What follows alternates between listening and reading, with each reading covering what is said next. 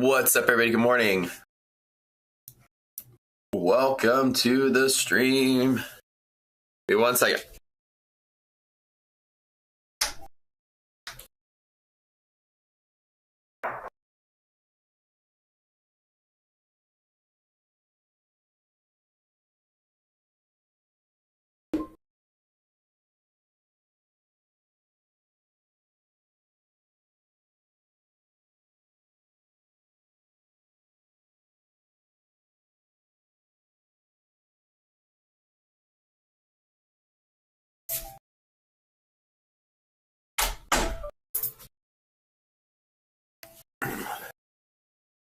Ayo.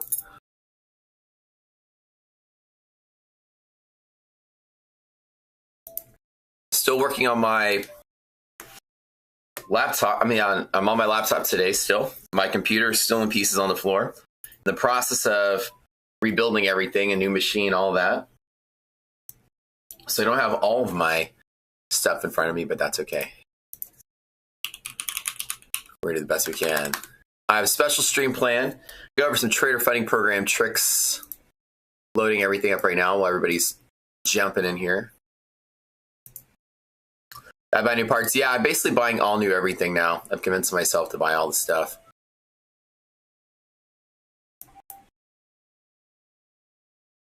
All new everything. Let me get all my stuff loaded up here.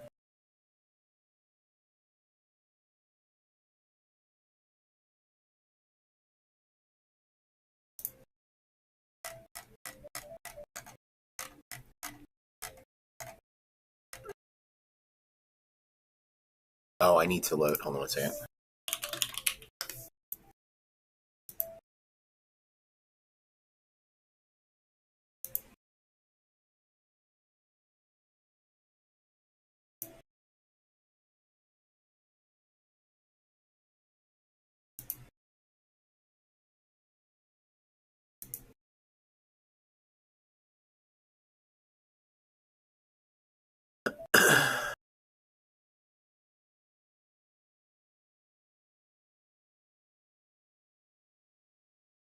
I need to make a stream on PC building. Oh yeah, I should do that. That'd be kind of fun.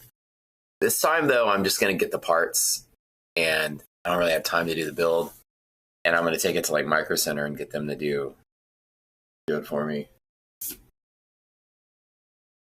I'm not doing a water cooling build this time because I want to swap out components. For the stream, I'm realizing in case the stream has issues, I can't just easily like pop in a new hard drive. I made such an effort. So for the streaming computer, going forward,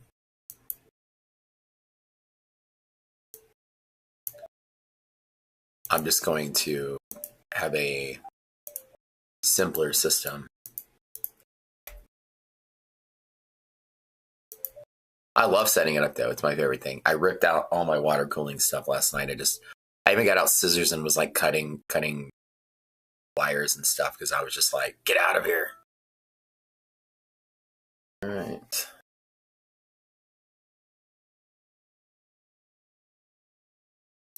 Give me 1 second to get everything ready here.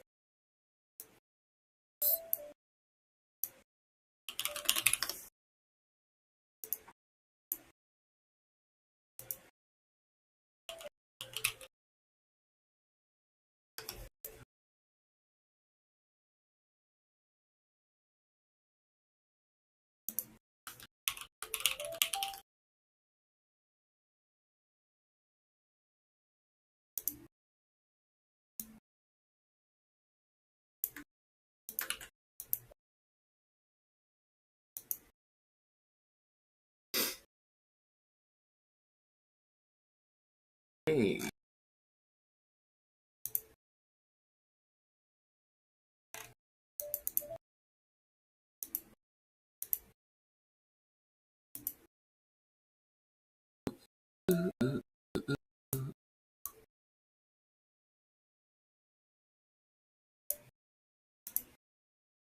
Put my drawing tool here.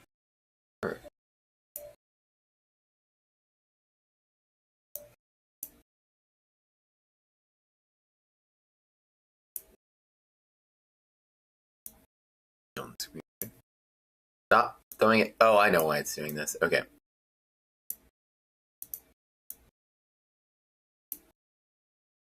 A couple more things. Let's load up. More things. All right, so today we're going to go over some tricks of the trade on how to beat trader funding programs at their own game. This is one of my favorite things to talk about. We don't really get a lot of time while we're streaming to sit here and actually talk about this. There's a lot you can do and a lot of things you need to consider, but there are tricks to getting funded as fast as possible. There are special times you should trade, special moments you should trade, special setups you should trade. There's a lot of times if you're struggling, there's a rule of thumb, in baseball, for instance. Anybody here is a baseball player, right? Or was a baseball player. As a kid, I was a baseball player. My brother. Yeah. You really have a swing. Like you swing the bat a certain way, you pitch a certain way, you throw the ball a certain way, and the way that you get a different result is you can't really change. It's so hard to change your swing up. Or you guys play golf or something, right? Really hard to change your swing up to learn a whole new swing. It's like muscle memory. It's how you are. It's who you are. All of that's baked into what you do. So there are step changes you can do to hit the ball better, or to do whatever. Like you can choke up the bat a little bit, or choke down the bat a little bit, which is like put your hand up and down different parts of the bat. So your swing is different, but your swing doesn't change the way you do it. You can step up in the batter's box, for instance, or step back in the batter's box, but your swing is the same, but your performance is different. Immediately take a little step change. My laptop stops the voice at the end of the sentence. Hold on a second, back here. And so what you're going to do in a trader funding program is basically that. You're going to move around in the batter's box. You're not going to change much of what you do, but you're going to do it at different times or different places. And it really is the best way to get ahead, I would say, as far as in trader funding programs. You're going to do your behaviors. And it's really hard for me to say change your behaviors, because it's one thing you're not going to easily want to do, because everybody does a certain thing and you're kind of in a routine on doing that certain thing. And going forward, as you're trying to learn newer stuff, the easiest way is just different application. If I told you only trade on a Tuesday, that's not really a rule, but you wouldn't have to change what you're doing. But what if Tuesday had a better chance of winning with the style that you trade? That is kind of what the premise is of what I'm going to talk about today. Can I talk about that Apex payout that somebody posted yesterday? What about it? I didn't see it. I've been completely out of the loop for a couple of days. What about it? Somebody, I think everybody's talking about Jade Cap is requesting his payout for like close to 3 million, something like that.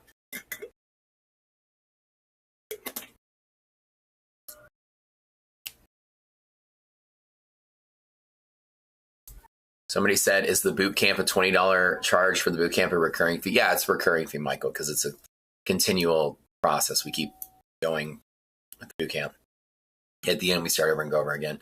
Markets are closed today, but we're going to spend, listen, every time markets are closed, though, we don't take a day off. We stop and we spend this time to get together to learn something. And that's what we're going to do today. We're all going to learn something together. This is going to be fantastic. So if you guys don't know me, my name's Matt. I'm a full-time day trader. I live stream on YouTube. I probably put up some of the best stats on YouTube, I guess, compared to a lot of the other YouTubers. I share my monthly reports, my progress reports, progress statements, everything. And you can see what I do. It's all, I even tweet my results and all that. And why is it that I can pull consistent numbers? In this environment right now, I'm trading 75% win rate. The Tradeify, 75%. And this is the craziest market. How? Like, how am I doing it? And even waking up every day and trading, even against what? Screenshot of this. Pull this over. This is over the course of these, this is since, I guess, March. Over the, even streaming, I'm forced to trade more than I normally would. So even under those conditions and under the pressure of these conditions, 5,000 people watching me every day, how do I manage to pull such a high win rate in the worst, craziest bear markets where Trump tweets something, market goes all over the place? There are tricks. There really are tricks. There are tricks to day trading. I'm known as a high win rate trader. There's two different kinds of traders. You either have a high win rate and you can take a lot of base hits and your base hits just slowly pay out, or not slowly, they grow steadily over time. Or you are a high risk to reward trader, or high reward to risk trader, which means with a low win rate, you just win big and lose small. That's typically going to be most people, because most people don't have an edge. Most people can't sustain a greater 50% win rate. You can only sustain a greater than 50% win rate if you have an actual edge in the market. I have an actual edge in the market. I have something that works upwards of 90% of the time. And therefore, I don't need to be in the market a long time, a lot of the time. I wait for my setup, I take my setup, and it usually wins. And therefore, I'm in and out quick. I'm not in the market half the day, and then Powell says something or Trump says something, and there goes my accounts. You've never seen me in the history of me streaming blow up an account live on stream and get forced liquidated. You've never seen me trade all of my Apex accounts or whatever accounts together and blow them all up in a single day and start over. It's never happened once on this stream, and I stream every day. Why is it that I don't blow up? You guys blow up when you trade? Pop quiz, just so we get started. Y'all blow up when you trade sometimes? I mean, I do. I bust an account every once in a while, but an account, never 20, never 19, never 18, never 5, 1. The other 4 are fine. I stagger my risk in a way so that I never get busted. What software am I checking my win rate? This is Tradeify's own website. So Tradeify, which is the trader funding program that I've been using, does it for you. I'm not tracking it, they do it. So this is from their website. If you ever used Tradeify before,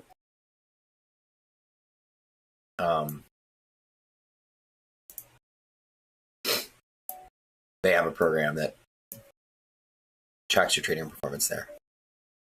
Okay, so let me give it a couple minutes everybody to chill out here so I can kind of make the post of the stream. And we're going to go over some really cool tricks. I'm going to teach you guys how to have a high win rate with trader funding programs.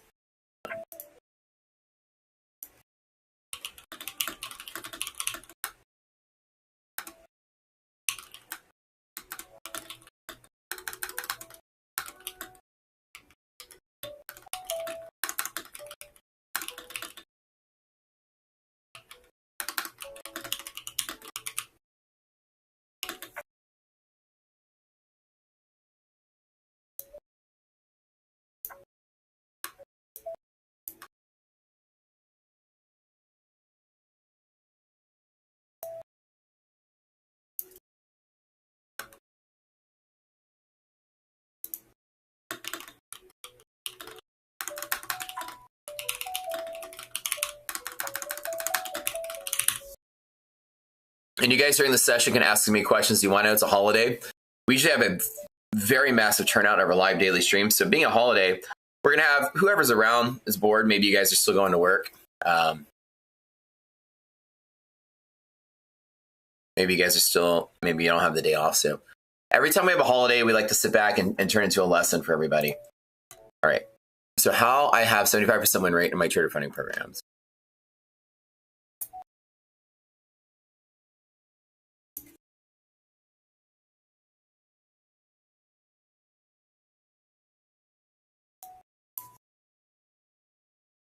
Okay. Unfortunately, market is closed today. Hello. Okay, so quick question. How many of you guys would say that a lot of the times, okay, first question, when you were trading prop firms, do you trade all your accounts together or do you stagger your accounts? Like meaning that you don't trade all of them together, you individually trade them or split them into smaller groups.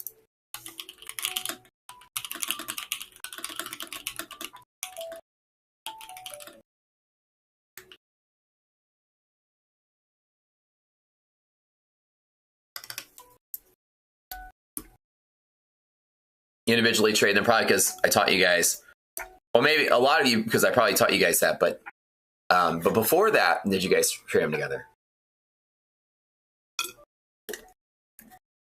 Copy trade, and you've transitioned after watching me for a while. Okay, cool. So we're going to go over a couple of things. This is how you make do in trader funding programs. Okay, I'm just going to write on the screen what we're going to talk about today. Number one, when to trade. When to trade. Number two, what environments. Okay, what environment to trade in. Number three, what setups that you can take that have high win rate. Teach you by high win rate setups. And then we'll do some general avoidance tricks, when to avoid. Okay. These are very important pieces of a solid trader funding program strategy. When you're trading in trader funding programs, you're not necessarily trading. This is kind of the biggest misconception of all. You might think it's trading. It's not really trading. You're more like, you're in a contest. It's a game that's trading themed, but it's kind of like when you throw a softball and a bunch of milk bottles at a carnival. It's not softball. You're not playing baseball. You're not even pitching. It's a game that's designed that's softball themed, but the ball you're throwing and the pedestal you're throwing it to, and I mean, things are designed to work against you. And that's the last thing that we're going to teach you as far as in this day is how to game the system, how to beat the game. There are tricks to game their system. There are tricks around every single rule. Consistency rules, DCA rules, it doesn't matter. There are tons of tricks that you can do to get around every single one of them. That's it. The casino has a rule, break it. Get as close as you can to breaking it or getting around it without violating the rule and not getting paid out. That's your goal of the trader funding program. It's not illegal. This is a game. Game the game. The game is trying to game you, so game the game. Quick example, right? You have 5 accounts and 2 strong bull pivots you're going to trade on. Let me open up a futures chart really quick. Hold on 1 second. Let me refresh my platform here. Hold up. A second. Load this up. And I'm on my laptop, so I have like limited resources today. But give me 1 second. I don't have my millions of screens in front of me. There we go. So an example is, in a futures account, they might say, there's no dollar cost averaging rule. That's one of the main rules they have in a trader funding program. And dollar cost averaging is, you can't add to a loser and turn into a winner. Prices are falling, and then you buy here and buy here and buy here, and ultimately you win. And they say you can't do that in your accounts, but you can. As a matter of fact, in trader funding programs, any rule they tell you that you can't do is because the rule ups your win rate, and it's something that you should do. They wouldn't have a rule for your own benefit that says, don't do this because it's just not cool. Every rule they have is to lower their risk. And in a zero-sum game, when their risk is lowered, your gains are lowered. Your success is lowered. When their risk is higher, your success is higher. So anything that lowers their risk lowers your chances of winning. And so why you can't dollar cost average in? Well, I'll give you an example. You buy straight to funded programs, say you buy a million of them, you can just long and long and long and long and long and long and long and long, and eventually you could just throw along every 10 points, the S&P falls, and half of your accounts will pay out or get funded. And let's say that like a coin flip strategy, this is a hypothetical, you're not going to do this, but this is why the risk program is the way there. In a coin flip strategy, say that Apex is having 90% off sale and you're out there paying $20 per account. $20, that is your unlimited, funding there. $20, you can buy as many of those as you want. So that you long, and then long, and then long, and then long, and then long the whole way down. And then every single time one of them, busts, it's out. But then every single time one of them moves up, 20 points, you actually pass the eval. This one fails. This one passes. This one passes. You just YOLO the account. It doesn't matter. Just as full max position as you can. It looks like along the way down, some of them failed, some of them passed. And then you long this one and it wins, and you long this one and it loses, and long this one. And so you might have spent $200 or $300 that day. And of the 50 attempts that you made, let's say that let's an example, and this is what people do. By the way, this is how your favorite influencers and streamers actually post $1 million payouts. There's a trick. You think these guys are out there slaying in the stock market. Oh, no. They're tricking the system, and I'm going to teach you how they do it. All your big influencers, nobody's getting $500,000, $1 million payouts without doing this game. This is the trick they do. They just throw as much money as they can at the market at $20. And say that you buy 40 of those accounts, okay? Right? That's not a lot. That's, what is that, $800? That's all you spend is $800. When I started futures trading, I could lose $800 in my real account in like 3 seconds in the NASDAQ. You know how that works, right? Okay. So $800 to buy 40 Apex accounts when they have a 90% off sale. And then you have, of those 40, you just randomly long all of them at full port. Okay. Randomly split them all up. By the end of those 40, let's just say half of them win.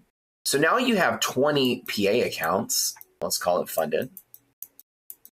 20 funded accounts at $800. How amazing is that? Now they can all start making money. And then of those 20 funded, you repeat the same trick. And then you lose even, say we lose 75% of those. And of those 20, you just long full port, long full port, long full port. And say at this time, instead of half of them pass, 25% of them pass. So you end up with 5 accounts that meet payout. That meet payout criteria, especially if somebody doesn't have a consistency role. You just full ported. And it costs you $800 for the evals. Plus, when you activate 20 is $1,600 more. It literally only costs you $2,400 for 5 payouts of $50K. Literally, that's it. The stats are the reason they have to put rules on there so you can't do this. And the reasoning that a lot of your big prop influencers do this is because they'll do this not only in one account. Let's call this company A. Okay. And they're doing that on the long side. Well, go to company, and remember, the reward to them is very possibly big, even if only one account gets to pay out. All they need to do is make back the $2,400 they spent. We all understand this so far, right? It's the opportunity cost of just not even having skill. You're just brute forcing such a low risk entry into a profit. How do you manage intraday drawdown at once? Well, there are ways you enter. I'm going to teach you how they do it. I'm going to teach you how these people get $1 million payouts. Yeah, that's the point of today. Now, in company A, you employed the long only strategy at full port, not at full port, but like big enough that you know that the market will move a certain distance. As we know in the S&P, we look for 10 points. In NASDAQ, we look for 40-point moves. If you take the max amount of contracts to get you to your payout goal or your passing goal with just that particular thing, then you are going to, on the first bump up or the first bump down, either blow up or get your profit. So you have to say that like in 10 points, I pass the account. So if they give you 20 contracts to trade with and you have a $3,000 profit target, in the S&P, every 10 points is 500 per contract. So at 6 contracts, I'll hit $3,000 in a single day. So if they don't make you trade X number of days, or if they make you do and they can let you flip the account, most of these guys will pass their prop accounts at the evaluation stage in a single day. They will load up 20 PAs for the next day. How many of your influencers you see bust, right? And then it seems like one day later, they're ready to go with funded accounts. Did you know that? You know that, guys? You know what they do? They don't only do this and get 20 funded. They'll usually do this trick and then maybe spend 10 times as much and then actually pass hundreds of them and just only fund 20 of them. When they bust, fund 20 more, and they bust 20 more. You can do that with consistency. Roll on to teach you how you can. Now, again, I'm not advocating for gaming the system. I'm going to teach you some fundamental rules of prop firms. Now, on the other side of the coin, they could repeat the same thing with a short-only funding strategy against funding program B and play one up and play one down, and the luck of the draw actually speeds up the probability of getting funded accounts somewhere. And they play the long game, they play the short game, and at any given time, you can go out there and spend 5 or 10 grand to go get yourself funded in like 4 or 5 different companies. Doesn't take much at all. But it doesn't matter because you're going to try to aim for 20 and 30 and $50,000 payouts to ultimately make your money back. Now, after taxes, a lot of this is a wash for a lot of these traders. but they trick you into thinking they make these big payouts and don't tell you how much they spend. I know they spend a lot of money on this stuff to do this.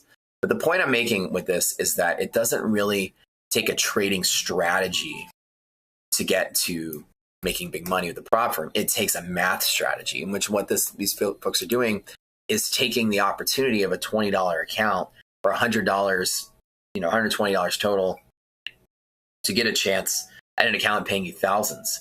And if the account's paying you $1,000, only costs you $100 to get into it, then you can fail 9 times and win once and break even. So you'd only need a 10% chance of making that payout. And so the prop firms know that. And because of that, they create rules that keep you from being able to do too much too quick. Now, in certain accounts, when you get to the funded stage, consistency rule is going to prevent you from making it in a single day. What consistency rules do is they make you trade longer. And let me give you guys 1 second. I want y'all to do me a favor. Smash the like button really quick. We should do contests. But on our stream on Monday, we usually do prop firm giveaways every single day. We give away funded accounts almost every day. You guys have, just this last month alone, I've created, I think, 9 funded traders just by giving them funded accounts. So feel free to smash the like button if you can. Yeah, so it's not trading, it's finding loopholes in the system, 100% right. Now, what I'm not is a loophole trader. I'm a trader that actually trades honorably and consistently. So I actually traded my real account for years. I just started doing prop firms because it's now the biggest thing in futures. So obviously I jumped on the bandwagon with everyone else. But I have historically traded a 70 to 80% win rate. I'm one of the few traders you'll see on YouTube that actually has an actual edge in the market. I do. I have some setups that work 90% of the time. I historically maintain this. This is going all the way back till actually the end of February. So I've been babysitting some accounts since the end of February, Tradeify. And I've gotten over 6 payouts with them. I just started doing it. And right out the door, I'm getting paid out. First 10 days in with Tradeify, I got paid out. So how am I doing it? Well, lucky me, I have an edge in the market and I actually just perform well. But on top of that, if you understand that these tricks and these games people play, there are ways, what they're doing is actually spreading out their risk. They understand that the market is risky. The market is risky, then you have to spread your risk around it. If you were to long in multiple places, even if you longed every 20 points, the S&P would fall, right? Because the higher the market volatility is, volatility just means the amount of Ving in the market, the spread between buyers and sellers. Apart from a low volatility environment, a higher volatility environment is going to give you bigger waves to trade on. If you just spread your risk out, you're going to pass half your accounts. Most of the eval accounts you can pass in a single day. Some of them might have a consistency rule making you pass in a day or two. I think TopStep had one. They might have just got rid of it, but had 50%. You can do this in 2 days. But what your prop firm influencers will do is they'll have hundreds of them passed ready to go, and then they'll fund the 20 they need to get on the stream and do it. And on those accounts, what they're going to do is they're going to max out trading all their accounts at once, called copy trading.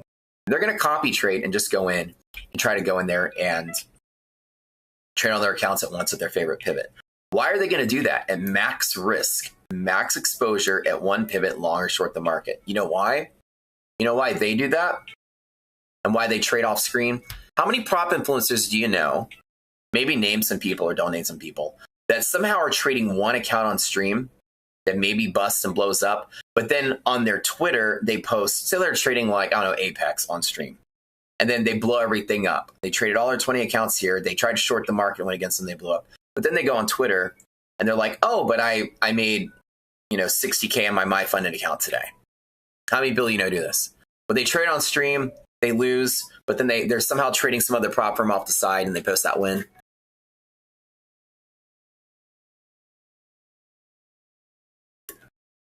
They somehow they're trading multiple firms, and they always seem to be posting a win from one of them.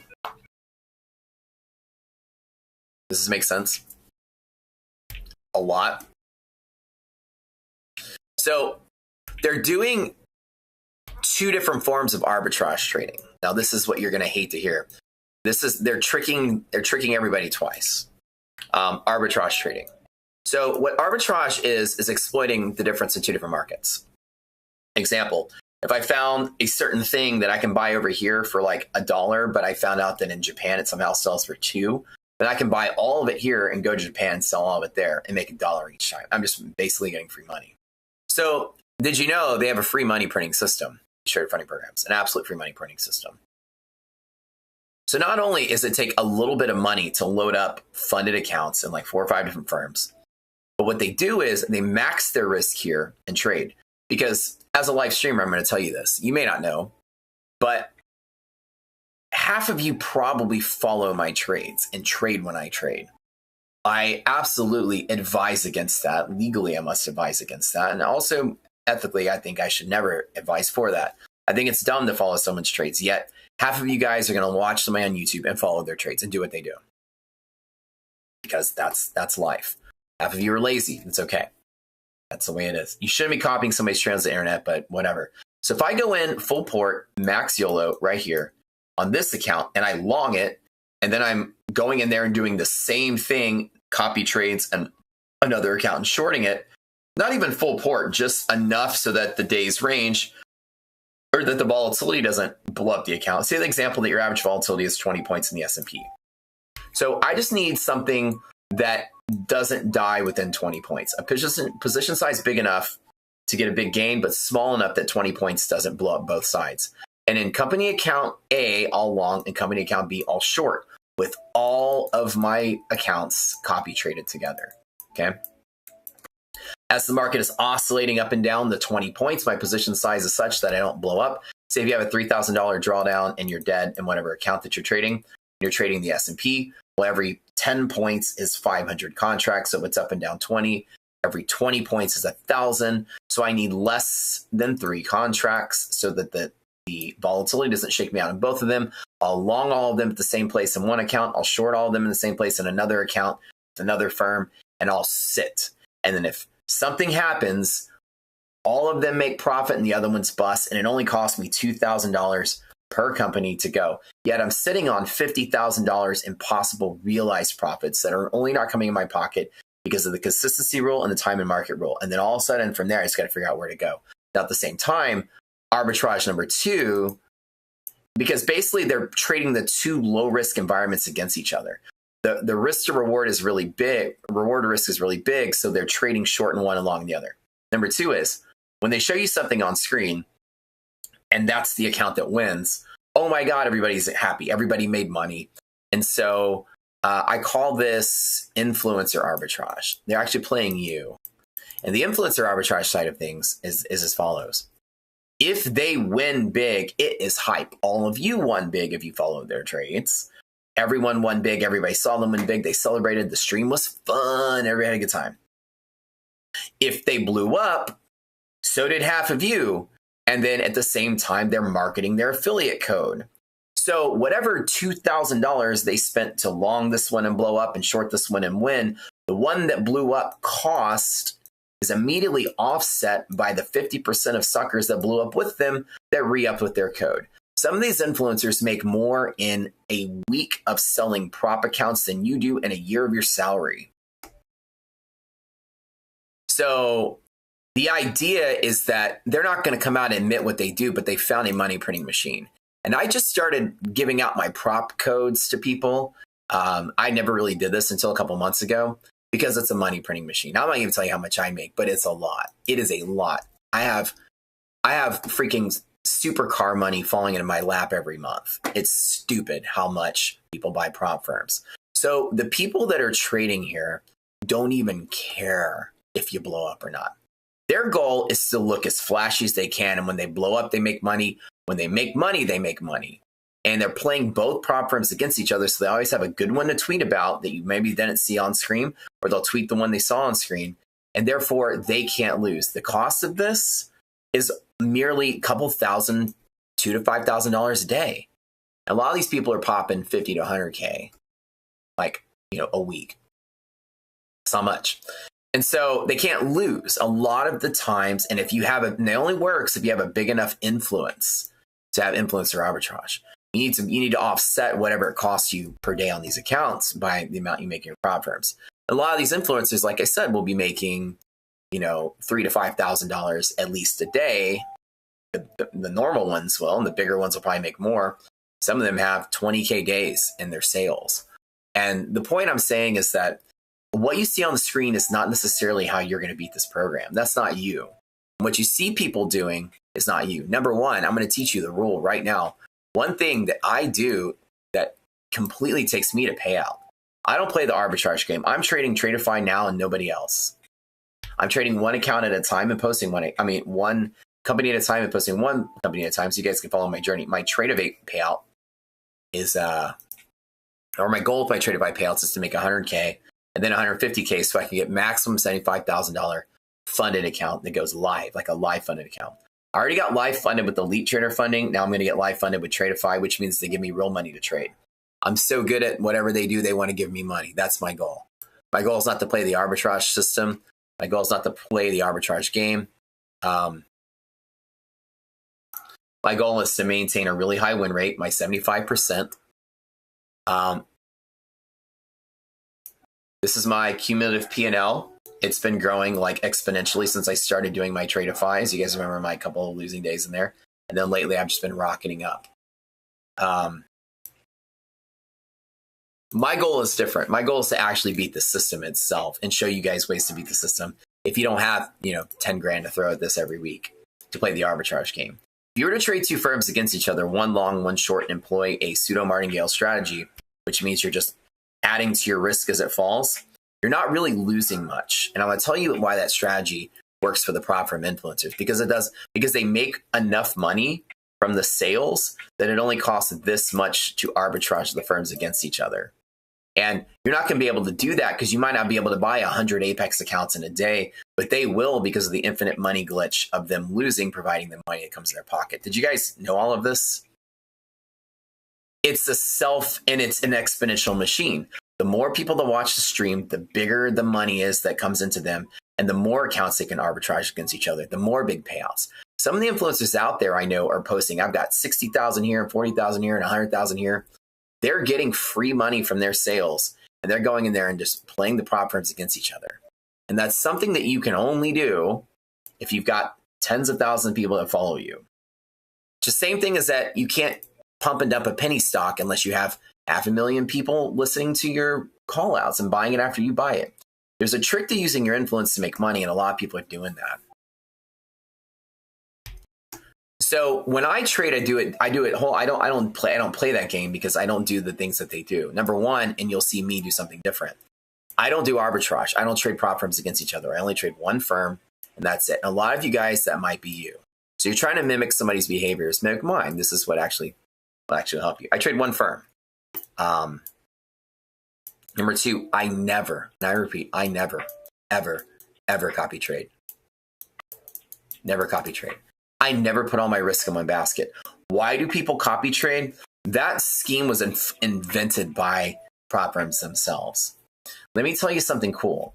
You get a $200 account with Apex, right? Let's make a number. $200 a month for some account. And somehow, okay, and let's talk about this account really quick, right? Let's open up Apex. Let me show you something they have. Oh, I don't know. Whatever they have. And I'll ask you guys a question really quick.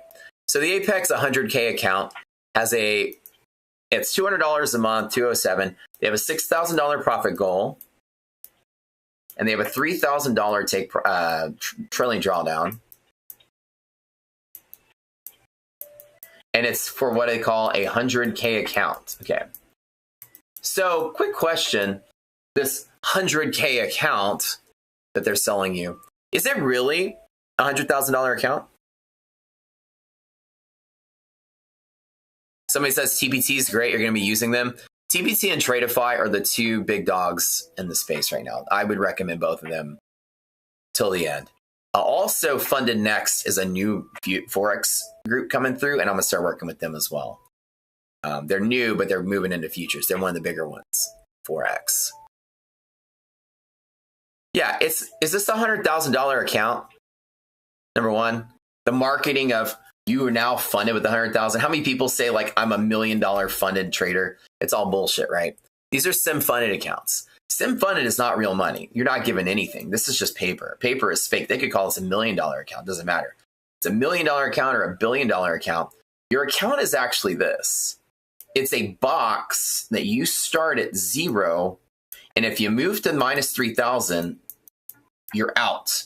If you move to 6,000, you're in. It's an account that's basically $3,000. So whatever they tell you the account size is, this doesn't even matter. Never think of it like this. You pay $200 for a $3,000 account. You need to make $6,000 in it to go. So it's really the size of the drawdown that's your account size. But I digress. They give you these big numbers so that it looks kind of cool. And one of the things that Apex will do, and other prop firms will do, is they'll take this number and they'll somehow have like 90% off sales all the time. Okay, so they give you this big fake thing for 90% off. Oh, that's great. It's only $20 now. That's cool. And then they tell their big prop influencers, hey, trade as much as you can, like copy trade. Like they just kind of like handshake it and they laugh behind the scenes. We want you to trade as max risk as you can. And put them all together. Put all your eggs in one basket. Because I told you earlier, if you were to just long as the market was falling and spreading out your risk, half of your accounts would win. The chances of you picking a spot with all your accounts and winning is very low, especially if you don't understand how volatility plays into the market. Even if you were to long and short and prop arbitrage against two firms, if your position size was too big, the choppiness would blow up both of them.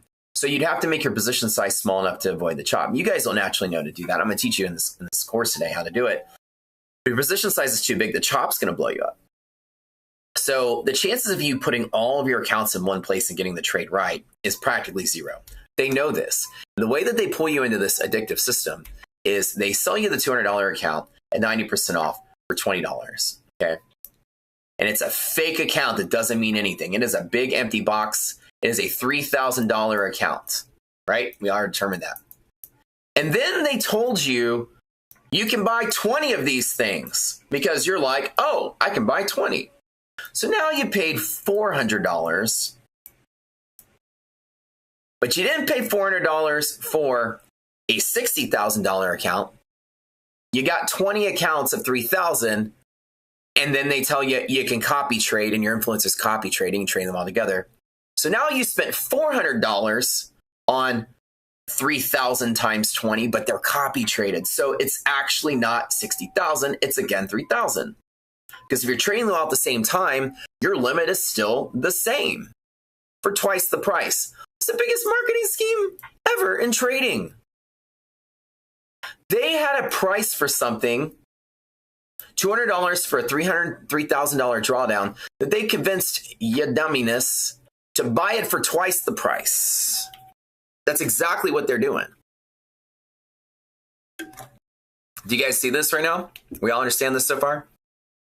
The 90% off and 80% off sale, but have you buy 20 of them and you copy trade. You just went a big circle in back where you started. One account at $3,000 drawdown that you just paid twice the price on. Everybody here? Yes, we understand that. It's ridiculous. And the prop influencer doesn't care because the more that you tether your accounts together and blow up, the more you use their code. I aim for R&R on my trades. Always R&R. I have a 90% setup and an 80% setup, and I aim for 1-to-1 and 1.5-to-1 trades. I make a living off of 10 points in the S&P and 40 points in the NASDAQ. I think on yesterday, I made like 8,500. The day before, I made like 12,500. This is just trading each of my accounts separately. But I have an edge. I have a genuine edge in the market that's different than most traders. I have something that works really well. How you pay double the price? Because if you buy something at 200 at 90% off, it only costs you $20. And then you bought 20 of them because you can buy 20 accounts. And then now you spent $400. You bought a $3,000 drawdown for $200 and 90% off. You bought it for $20. $20 for $3,000 drawdown. And you bought 20 of them. So now it's $400 for $3,000 drawdown. Because you're trading them together. If you're copy trading, you basically pay double the price for your thing because your gambling addiction is going to have you taking max risk and going max port everything that you could. You see it yet? Okay. So the idea that you can copy trade doesn't give you additional risk for the additional money you paid. If you copy trade them together, you still have $3,000 drawdown at the same spot if you traded them all at the same place. And they're expecting you to, because they're going to tell the influencers that volume is what's going to give them more salary. I've been offered salary from prop firms. It's substantial. I'm talking substantial. It's 6 figures a month substantial. I'll go over the edge in just a little bit. And they tell you, I'm going to give you X money with this amount of people, and I'm going to give you X more money with this amount of people. If you sell this much accounts, I'm going to raise your salary. If you sell even more, I'll raise your salary more.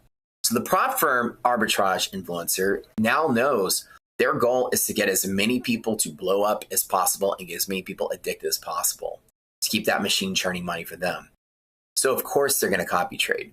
It's an unspoken rule that some smarter prop firm influencers figured out, and then we all kind of figured out around them, is that they will display max risk on their stream. Therefore, it's max blow up and therefore max salary for the prop firm. Are we all on the same page so far before I go forward? And I'll tell you the edge that I use in just a little bit. It would kind of be like, unethical for the prop firm to say, hey, why don't you convince everybody to blow up? But they don't, but it's kind of understood. I'll give you double the salary if you double your sales. The prop firm person goes, oh, let me just bet as big as I can. I've got infinite money to play with. If I blow up, then they blow up more. And then I sell the code after we all blow up. Or if I make money, then my influence grows bigger that way. So either A, I make the money in the trade and then I get bigger from promoting a good trade, or I blow up and make more money and they get bigger in the prop firm side. And so people are growing their influencer base that way by trading multiple firms and posting the winners on Twitter and then blowing up on stream and developing a community around themselves. And everybody goes, oh my God, they're so transparent. They blow up on stream. And oh my God, I love that they show their losses. And oh my God, that is a design system where their paper trading losses make them money. It is a ridiculous world we live in now, but that's what it is. But you'll never make a dime. That's the thing. You will never make a dime because you can't do what they do. Okay? It's like the crappy part. You can't mimic it. The only way you can mimic it is to hustle out there in this competitive space and try to build a name for yourself and build a following. And if that's what you're trying to do, then you can. But if you're trying to be good at trading like most of you, that trick won't work. Okay, so the whole Apex thing, the example is they sell you something at 200, then they decide to make you pay double, and you will pay double because you're jumping into a system. If you're buying 20 accounts and tethering together, you're just paying more for one account. We all understand this, right? So if you're going to buy 20 accounts, don't tether them together. Instead, split your risk up so you have a better chance of beating the house. If you have 3 or 4 bull entries, split your accounts up to trade at each one of them. One account here, one account here, one account here, one account here. Imagine you have 5 different good, long, strong pivots, and you're so bullish in the market, and the market's volatile, yet you don't know which place it's going to land and pivot from. Let me give you an example from the market's closed, so I'm going to be able to show yesterday's maps. Let me see if I have it cached from QQQ. We don't have yesterday's maps. Okay, so what I'll do is, let me just click on S and we'll just use futures. As an example, let's put in like NASDAQ futures is a big spanning volatile range because, we are trading in a volatile environment. There's trade wars, everything. And as long as you are, in this market, the volatility is going to crush you in most of your trades. I mean, that's kind of the problem. Or a random Trump tweet or somebody will say something and the market just flies against you. So in that mode, it's better for you to split your risk up and trade at each one of your entries because your cost of how much you spend and how much you get paid out is lowered. So in the prop world, you have a metric that you should also use, just similar to the influencers, but this is how it works for you. Is how much you spend is a business expense. You're going to spend a certain amount of money. The prop influencers, I'm going to tell you, it's going to sound staggering. I know somebody who spends $100,000 plus a month on prop firms. See, you might sit here and go, God, these prop influencers are all fake. And then they're like, no, I'm not. And then like, yes, you are. And then on Twitter, they're all fighting each other. They're not fake. If you get them all in a room together, they all laugh at how fake they actually are and how much they milk you of money. Like as a comedy, like behind the scenes, they all know it and they all kind of share with each other. Like, this is how we do it. This is funny. Oh, that's funny. I do that too. It's not a clean place, the prop world. They all know they spend a shit ton to make a whole lot, but they all know that it's legal and it is part of the business. I mean, the part of the business is you're milking the firms of money. And the firms have been battling the influencer arbitrage game for a while because they had to keep like making rules, consistency rules and minimum days in the market rules kind of thing, so that they can eliminate the idea that, or to make it really hard for them to do so. Yeah, so behind the scenes, everyone laughs how much money they make. It's ridiculous. They all talk about it, brag about it. On the surface, they're like, no, I'm a real trader, I'm a real trader. But that's just so you keep watching the show. And the goal is to keep you watching the show. Okay, so spend and return. For you, you need to make sure that you return more than you spend. And that's kind of the part of this. Now, your returns that you get from a prop account, remember, until you go live funded, you're actually making money off of what we call the... you're a consultant. You're basically, the way that you get paid in these sim-funded accounts, which is the paper trading account that you get paid from, is that you're an actual consultant to the firm. Your trades is market data for them. So they can pay you money for providing the market data. It's a big loophole how you even get paid sim-funded anyway. So you're not really getting paid as a trader. You're actually getting paid as an employee. You're getting money on a 1099. You know anything about taxes, a 1099 is general income that comes in from working. And so this adds to your the total line of income you have. So this is taxed at the max. Your income comes in and moves you up the brackets, and this comes in right on top. So let's say that you're maxed out on taxes. You're already going to lose, what is the max, 37%, whatever it is, off the top. So it doesn't matter if you made $1 million, you're walking away with 600K already after taxes. It's like a game show win. You won $1 million on Prices Right, and you won 600,000, right? You're going to get taxed, number one. And also, you're going to get a profit split with the company after a certain amount of time. You're going to start losing like 10% of what you make. Now, in the sim-funded world, it's weird, right? Because how are they profit splitting with you? You're not even making anything. No, they just give you a 10% haircut because they want to. It's part of their risk model, right? Sim to funded, you get, even Tradeify does this. In the sim to funded, straight to funded account, it's a sim funded account. And they take 10% of all my payouts. My $3,000 payout for each account was $2,700 net. After taxes, I lose even more of that, 60% of that. So is what I keep. So the 10% they take off is just a haircut they give you. It's not real money. It's money they just don't owe you. And so you didn't make anything because you're not really trading. There's your split. Okay, so you have a split, and then you have your cost. And the spend to return rate, the return to spend ratio is going to balance the rest of this cost if you actually make money. And if it costs you, let's say that you lose another 10 to 20% in fees of resets and prop, eval accounts and whatever, I'm just calling it your fees, right? If you spent $1,000 on the accounts to get a $10,000 payout, then 10% go to the fees on top of it. So your take-home pay from all of this is not much. Like, Jade Cap's about to pop out a $3 million payout. He's probably going to come in at just over $1 million net, which is still good. It's still profit. It's still effort on the return. And he's only been trading for since January. And I love Jade Cap. He's great. Good trader. And so, but the return is not as much as you think it is. And he's not like everyone else. He's not like streaming his stuff. He's different. He's actually not doing the arbitrage game. He's been committed to one firm. But at the end of the day, you can see how you're losing like greater than 50% of what you make, right? It's automatically leaving the door, maybe upwards of 50 to 60%. So whatever you make, your $100,000 or, every trader makes $100,000. They're walking home with 40. That's it. So somebody streams for a month, makes $100,000 payout. They walk away with $40,000 from the prop firm. Check number one, or check number A. Check number B is they're walking away with $400,000 from the same prop firm by selling the prop firm stuff. You thought they made $100,000 payout.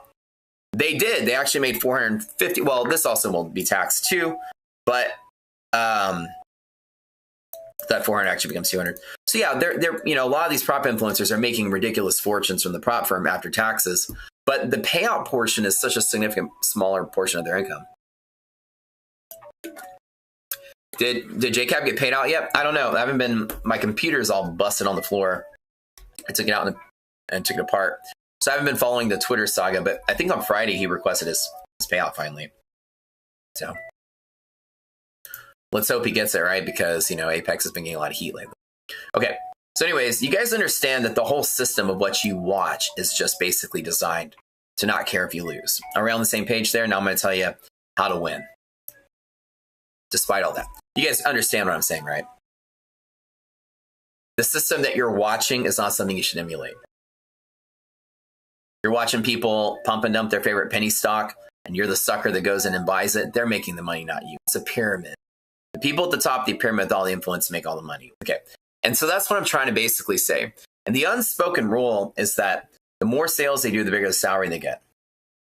And it's win-win for you.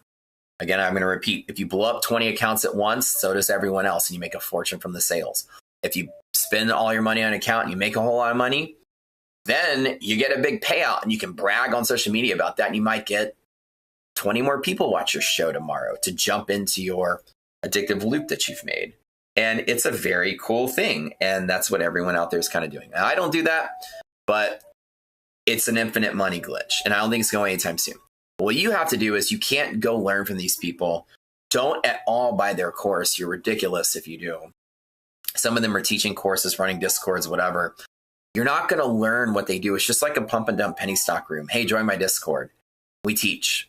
We're going to teach trading. They're not teaching you trading. They just want you to buy the stock after them. These guys just want you to blow up. They don't care if you do. I sat there and watched my stats on my own sales. And I don't even do a lot. And I still make a whole lot of money. My stats have gone through the roof the last 3 weeks. Why is that? Well, the last 3 weeks, the market's been crashing.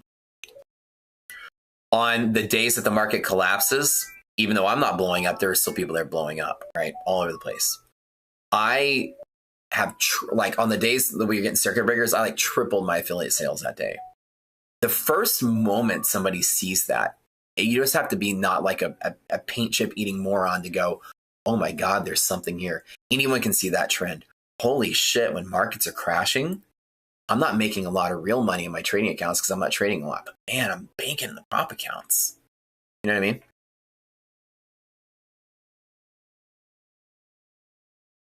So the idea is that once they all saw this, they realized I can't lose no matter what I do. So here's a good trick. As markets are crashing, why don't you do this?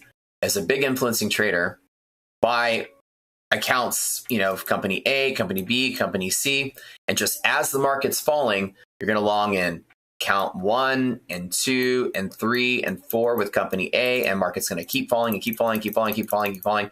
Go to A, do all 20 accounts in B, all 20 accounts in C. It's like a martingale. Just keep adding as the market's falling. Post your winner on social media. Take that to the funded route. Blow these up. Everyone's blowing up with you as the market's falling. Longing in a bear market. Eventually you'll make money. But as people are blowing up with you, you're making more money. It's incredible. Yeah.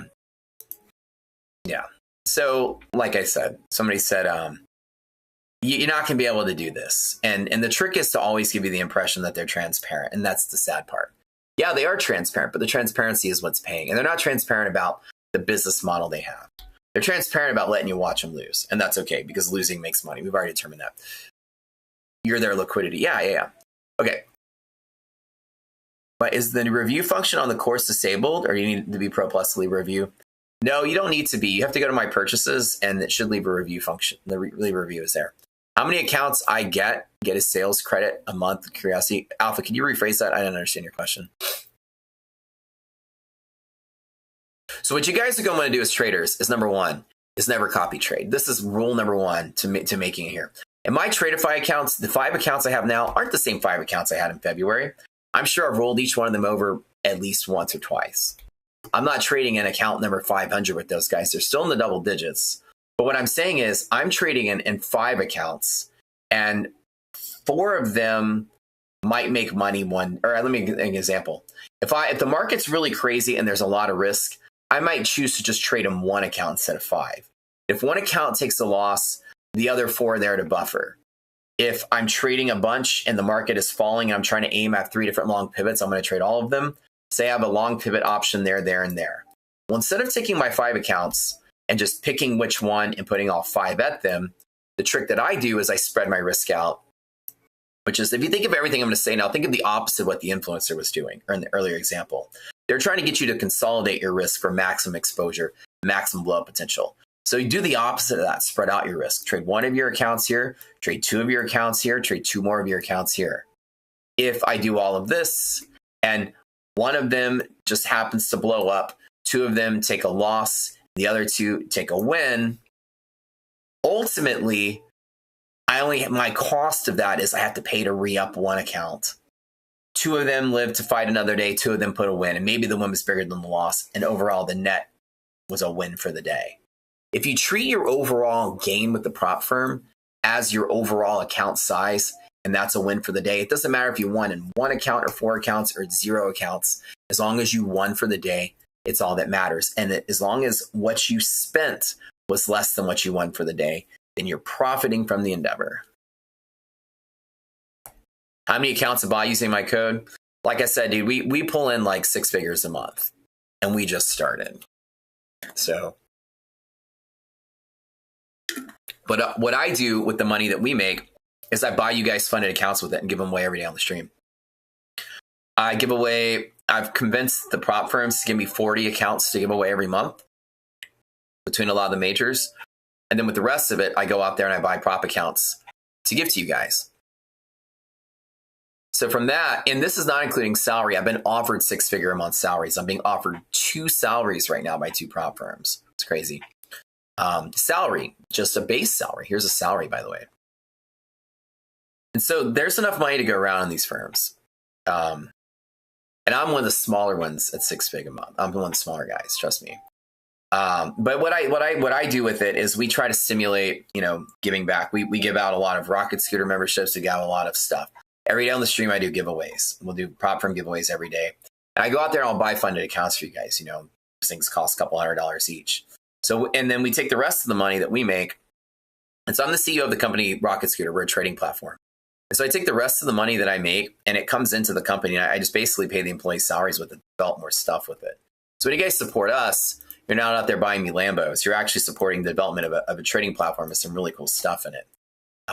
So we're continuing to develop the platform, and we're using, the money, not the money glitch, but the money printer, I'd say, of the prop firms to actually build something to give back to the community. So that to me is what I like to do with it.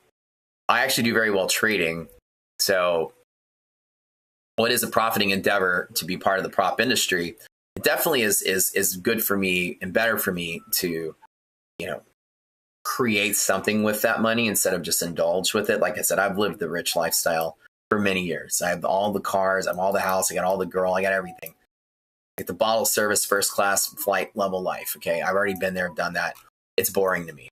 It's not the fulfilling part of my life. And a lot of these people are like, they make their first money and they're going to buy a sports car. I mean, I remember when I was in my 20s too, and young, and that was exciting to me. Now I've owned Italian sports cars all my life.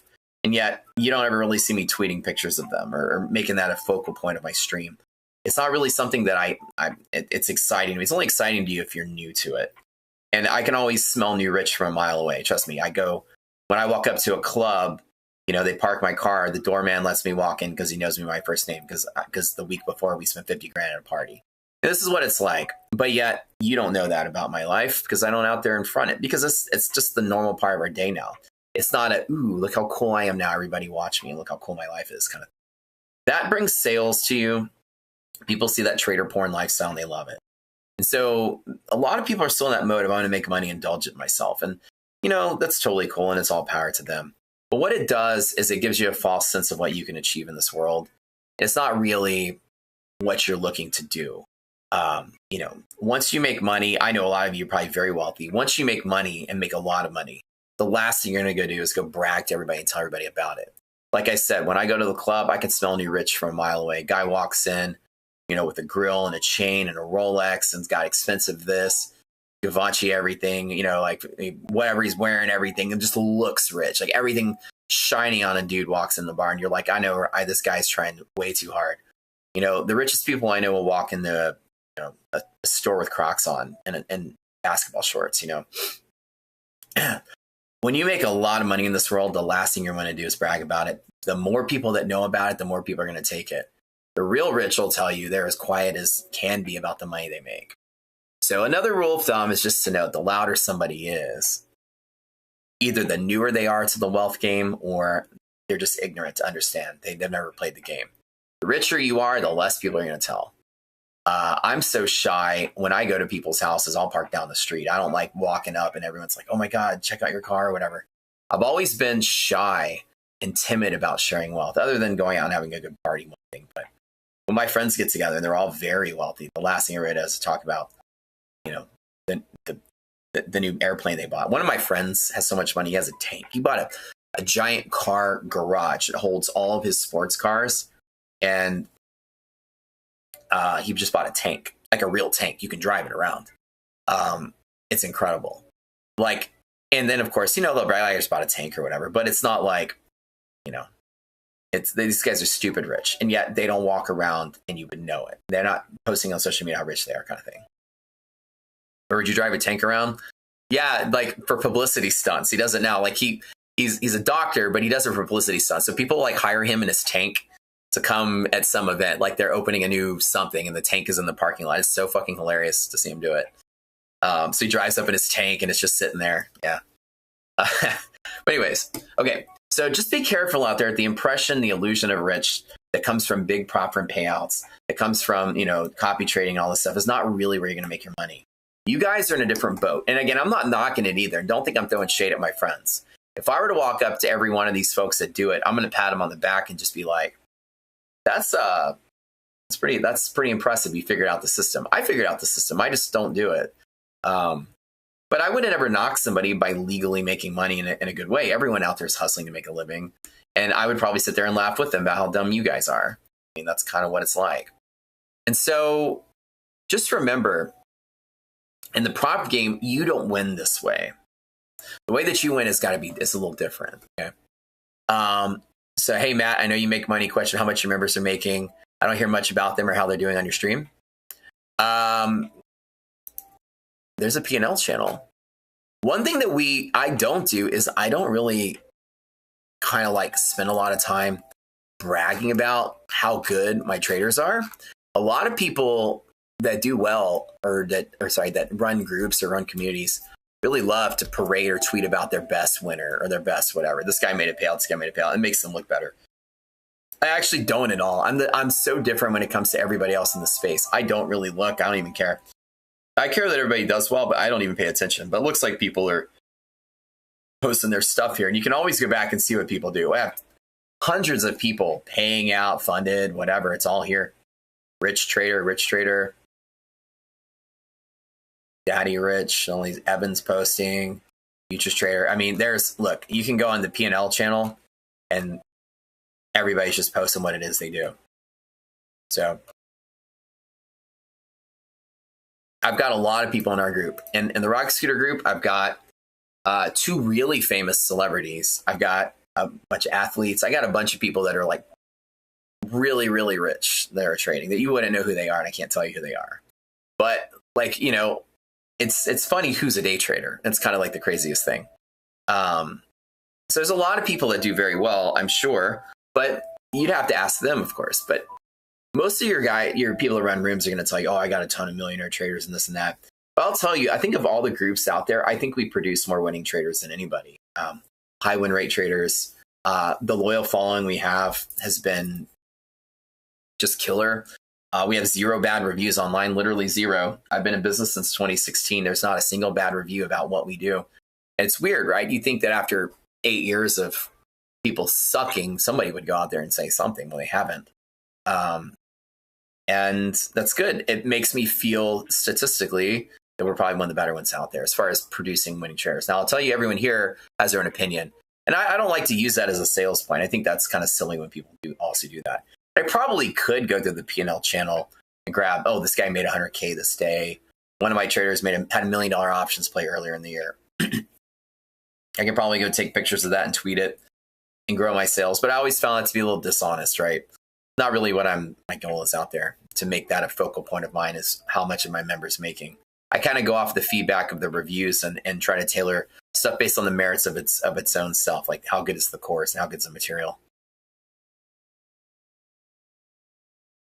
If they all were banking nonstop, you'd probably be banking 6 figures a month in referrals. Well, 6 figures a month in referrals is actually really small compared to the prop game. The referrals come from the YouTube stream, not from the inside the community. The YouTube stream gets 5,000 views, 4,000 or 5,000 views per day.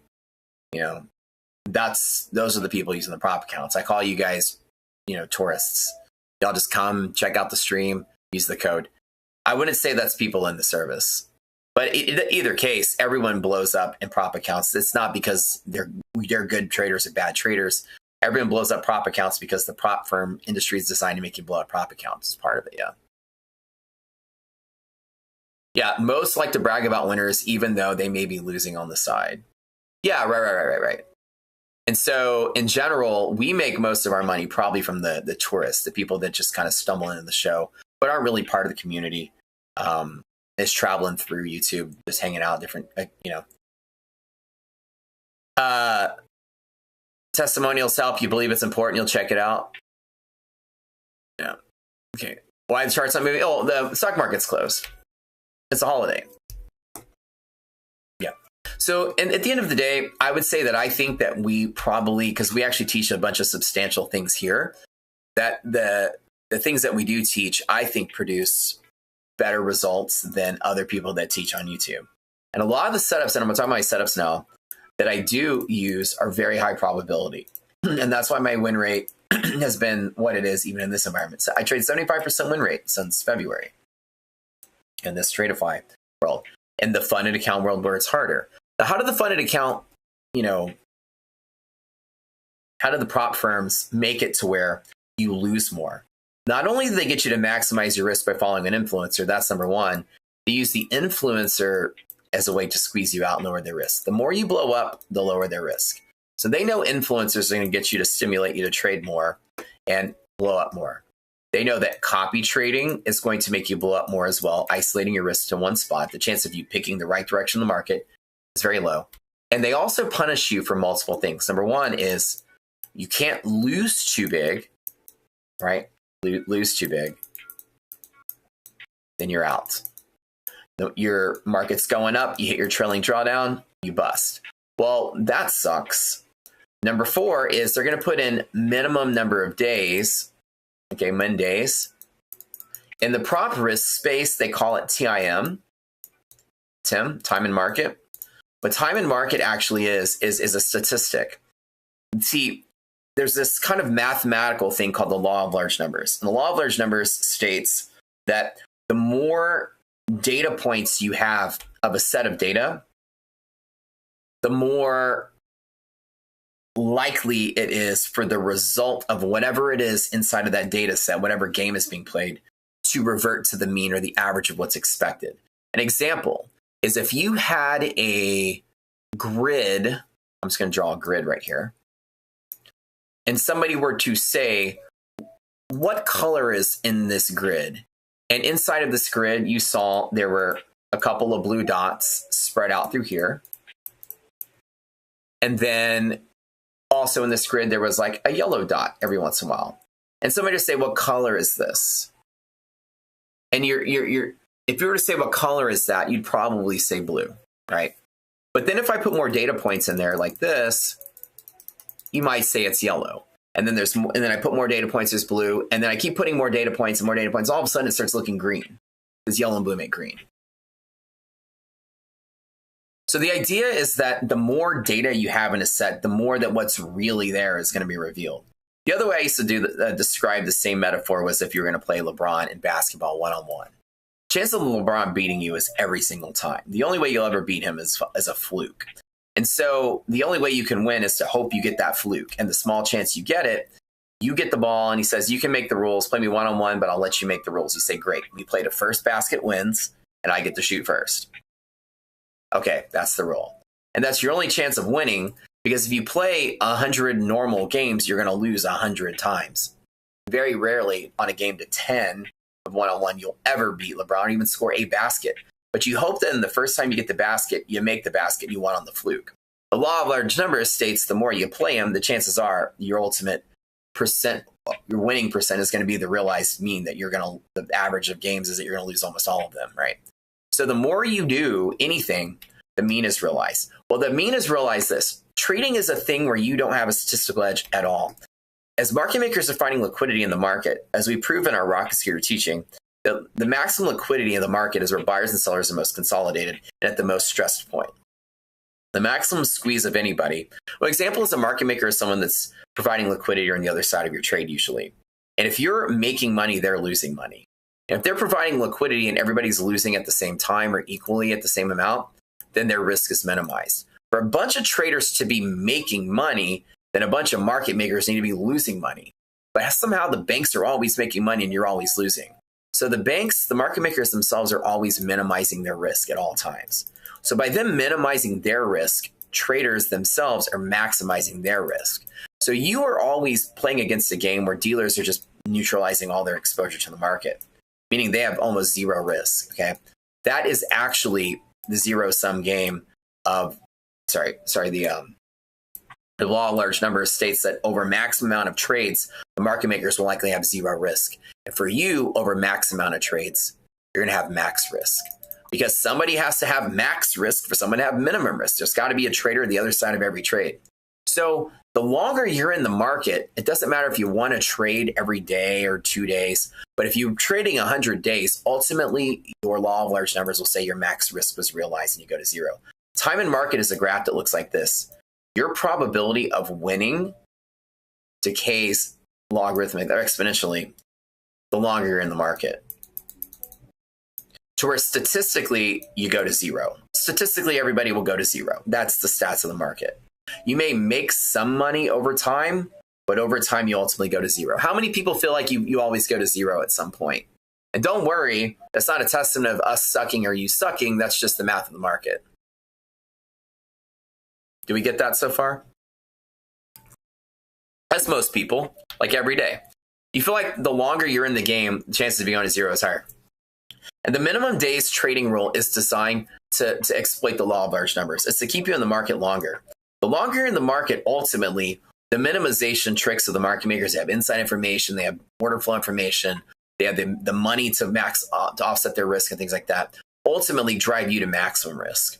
And you might get luck in short-term bursts, like a couple winning trades or a couple winning months, but ultimately over time, LeBron kicks your ass. Okay, the market is LeBron in this example. So time in market is probably the most severe rule that's never talked about. Everybody always goes in and attacks like, oh, the trailing drawdown sucks, and this rule sucks, this sucks. No, the rule that is the most important rule is time in market. It is. And nobody talks about it because, nobody's a math person, I guess. And by the way, if you guys don't know me, my name's Matt Coward. I'm a mathematician. I have a chemical engineering degree. I went to university to study reaction engineering, and I worked in chemicals for a while, designing chemical reactors and doing mathematical modeling and reactors. It was like my whole life has been math. And then I moved to trading in 2010. I was your little gifted math nerd as a kiddo, and now I'm applying it in the stock market. So all that I think about is math and stats, and this is a little different than most traders. But this is what I see as a mathematician, is that the time in market is the worst enemy that you have. If there's one company that sells an account for $100 and they say you can pass in 5 days, and a company 5 days for $100 for the account, and another company offers you an account for $50, but it takes a 10-day approach, you might say, well, that's a wash. One is twice as much for half the days, and that's the same. But remember, your time in market is like exponential. It's if every day is a coin flip, ultimately you're going to lose. Then it goes from 100 to 50, or say it's like one, your odds are this, like 1/1, 1/2, 1/4, etc. The longer you're in the market, this denominator compounds. It creates a graph that looks like this. It's not a linear relationship. If you were to choose A or B, which one would you choose between the two? One that costs $100 for, you have to pass, you have 5 days of trading for $100 and you pass. The other one says, we'll give you 10 days, but make it 50. Which account is better, A or B? This is the choice you need to make with your money. A, hands down A. Absolutely A. Because it's not a linear relationship. Every day in the market cuts your chances of winning by like another half. It's another game you got to play LeBron. It's another day that the odds are staggered against you, right? So the idea is that basically you're going to always want to pick the one that is the quickest turnaround to pay out. The longer you're in the market, 100% is going to be the enemy to your trading. You don't want to be in the market for many reasons. Number one is you may or may not have a good trading system, but hell, even being in the market, Trump can tweet something and blow you out. The prop firms know this. They want you in the market as long as they can. Is there any other industry out there that has a time in market rule that their entire business model is designed to keep you there playing the game as much as possible? There's a whole science to the psychology of what casinos do. Time in casino, time in market. When the odds are against you, the law of large numbers makes the house win. The odds are absolutely against you as traders. So if there's a a funding program that wants to keep you in the market longer, realize that the cost does not scale linearly. It should be exponential. Something that is 10 days versus 5 days should be $10 to offset the cost of the risk. 1/10, not 1/2. It should be much, much, much lower. It's half of a half. Actually, just think of it like this. If every day cuts your odds in half, this should be cut in half 5 times. 50, 25, 12.5, 6. This should be worth $3. If trading was quote unquote a coin flip, every additional day reduces your odds, right? Cuts your chance of winning by a half of the previous day. So therefore, the cost should be cut by half each time. Just 1 day longer should be half the price. If something was 5 days for $100 and somebody says, I'm going to give you 6 days. If it's not less than $50, you're not gaining value on that. So rule number one is the time in market is when you're comparing costs between two firms, the more expensive or each additional day should be half of the price of the previous one. Their risk model is all designed in a way that they're gonna benefit from a certain loss rate of traders. And the reason why the casino model is as such, because it's a business. The model is a very simple energy balance. There is what goes in minus what goes out equals accumulation. We all remember this from physics or whatever, right? So whatever money comes in from the losers, paying out the winners, whatever is left over that's accumulated, minus the overhead of running the business equals the profit of the company. You can't profit without out and accumulation being greater than what comes in equals out plus accumulation. So overhead plus profit plus what pays out is equal to what comes in. So therefore, what comes in must be greater than what goes out because you have these things to account for to keep your business going. And if somebody's making a profit, then there's more losers than winners. Period, because that's where the money comes from, the losers. All right, so for just in general, in a risk sense, an extra day in the market is another coin flip that you lose. It's not $10 of benefit to you. It should be about half the price, give or take. Now, they're not priced accordingly because they're not going to really, everyone I don't think even is aware of that being, like, even the props themselves, they should know that that's the rule. But if you find somebody that gives you turn your account around in 2 days, and it's if all the prices were the same, if every prop firm price was about the same, $100 to $150 to $200 for X amount of days, for X amount of account size, then it's the one with the minimum days to pass is the most important one for the value. Even if it's $150 instead of $100, pay more money to have one fewer day in the market. I promise the odds are in your favor there. So the way that, again, the way that they're going to try to beat you is try to keep you in the market longer. Okay. Rule number 5. So the first one I talk about, losing too big. These are ways that they squeeze you, losing too big. The way that they get you on losing too big is they give you max amount of contracts to trade with. Now, I'm just going to pull up an example. Apex, as I have front and center here on Apex, and Apex is one everyone's familiar with. Apex. Right here, they have their 100K 14 minis for $3,000 drawdown. Let's do the math of that. 14 minis for 3,000 drawdown. So what they do is they exploit the fact that you have no idea your position size and risk. Now, I'll tell you something neat.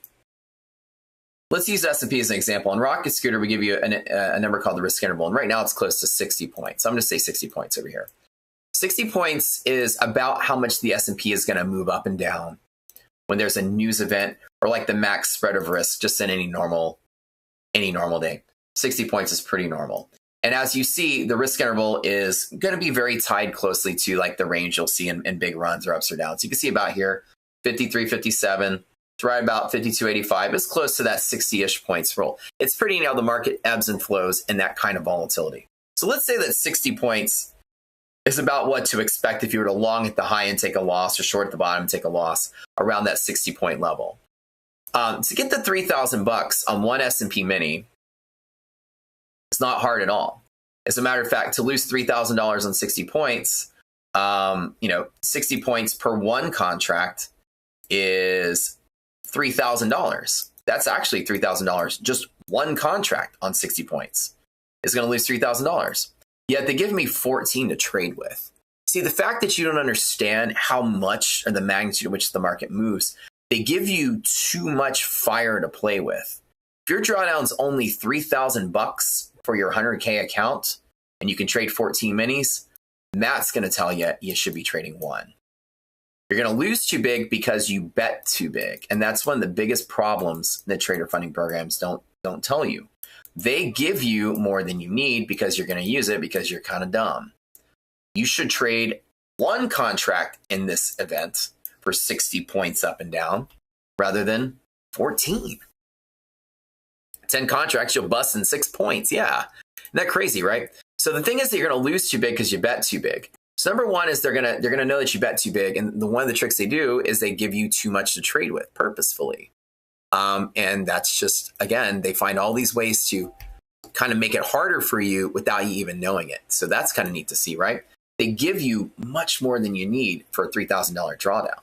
So your lack of understanding how big that is one of the ways it gets you, right? You don't know that's way too big unless you do the math. The other thing is you don't know that every day in the market's going to reduce your chances by half. Okay, they don't know that either, so they'll keep you in for longer. Consistency rules. So actually, let's talk about drawdown rules. Trailing drawdown. A lot of them have trailing drawdown, which means as the market goes up, if you don't just take profit at some arbitrary high, you're now losing and possibly blowing up the account, because a trailing drawdown is going to tail with you as your profits are going up. And even if you made 10,000 for the day by going up 13,000 and then falling to 10, you died on the trailing drawdown. Even though you made money, you lost. Because for some reason, trailing drawdown is a rule that makes you guess at a high. Or you have to get out of the way, and you can't even just hold a trade. They make you guess at a high, like you have to close out at an arbitrary high so it doesn't draw down $3,000 worth of drawdown. So they make you guess at a high. Or they challenge your discipline, because you might just decide to hold on.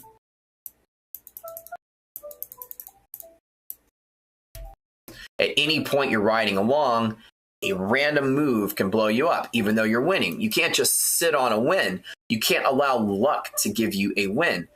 any market moves up and down, and the ups and downs can be what gets you. Hell, if your position size was big enough and you longed right here, this could have actually blown up your account.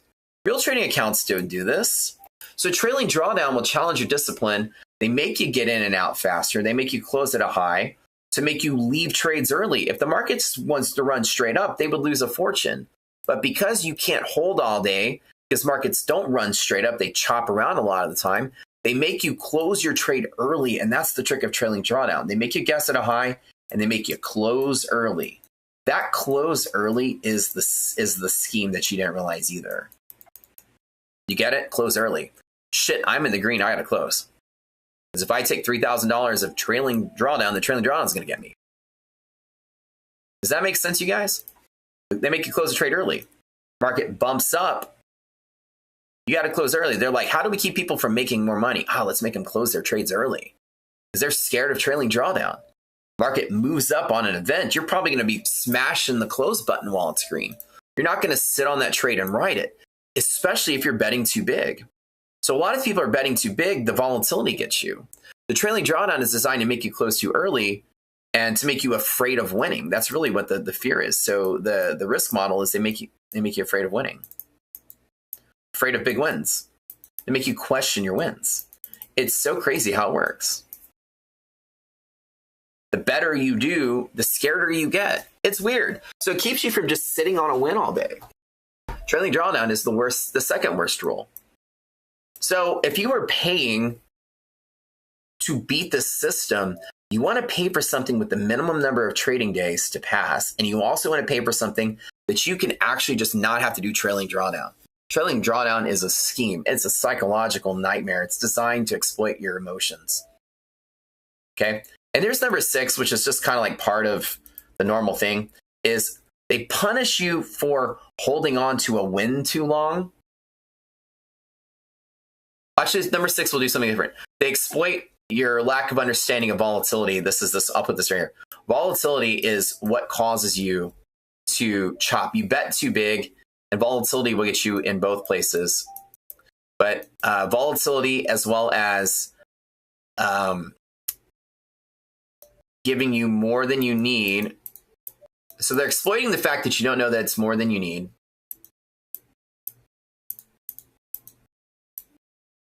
That you don't know that. They're exploiting the fact that you don't understand volatility, that markets chop around. The trailing drawdown will kill you on volatility, and so will betting too big.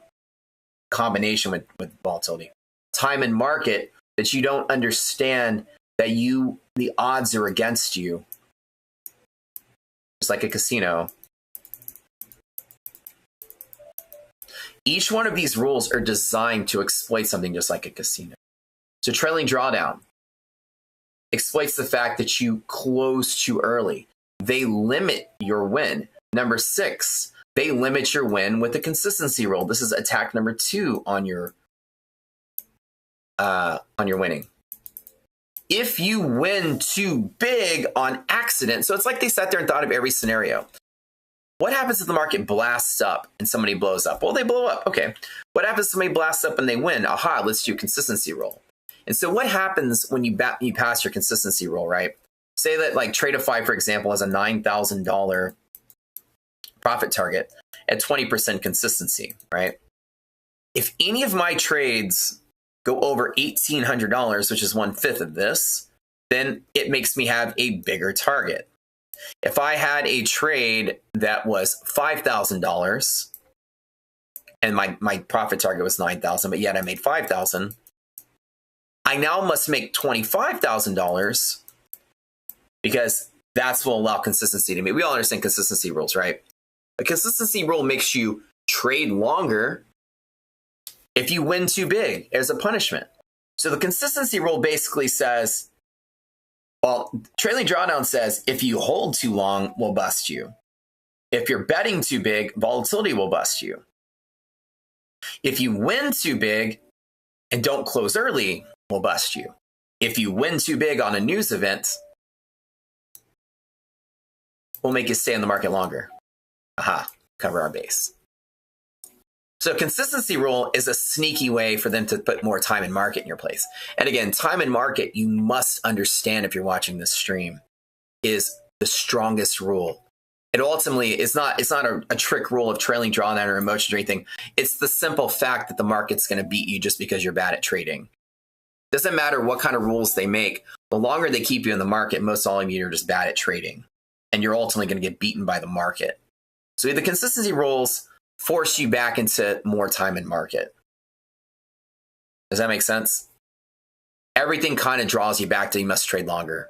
Bigger, oh, you bust your consistency rule. Okay, you got to trade, $10,000 more.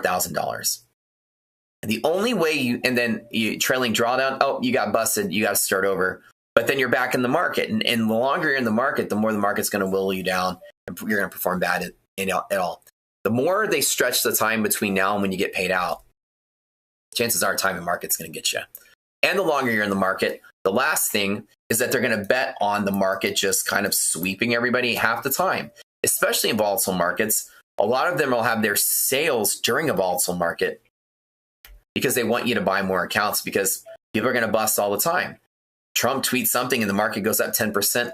Half of the people out there busted their accounts just being on the wrong side. The other half of the people busted their accounts jumping into a 10% move, being idiots, and then taking drawdown on the way up. So maybe 25% rode it up, right, on accident. The market moved up 8%. Congratulations, you guys all won money. But no, you got to stay in the market longer because you busted your consistency rule.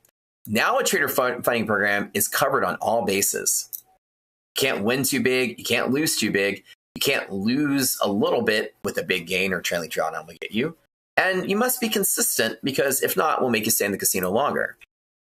If you were winning at blackjack and you won $1 million pot, they say, we're not going to give it to you unless you win 10 more hands.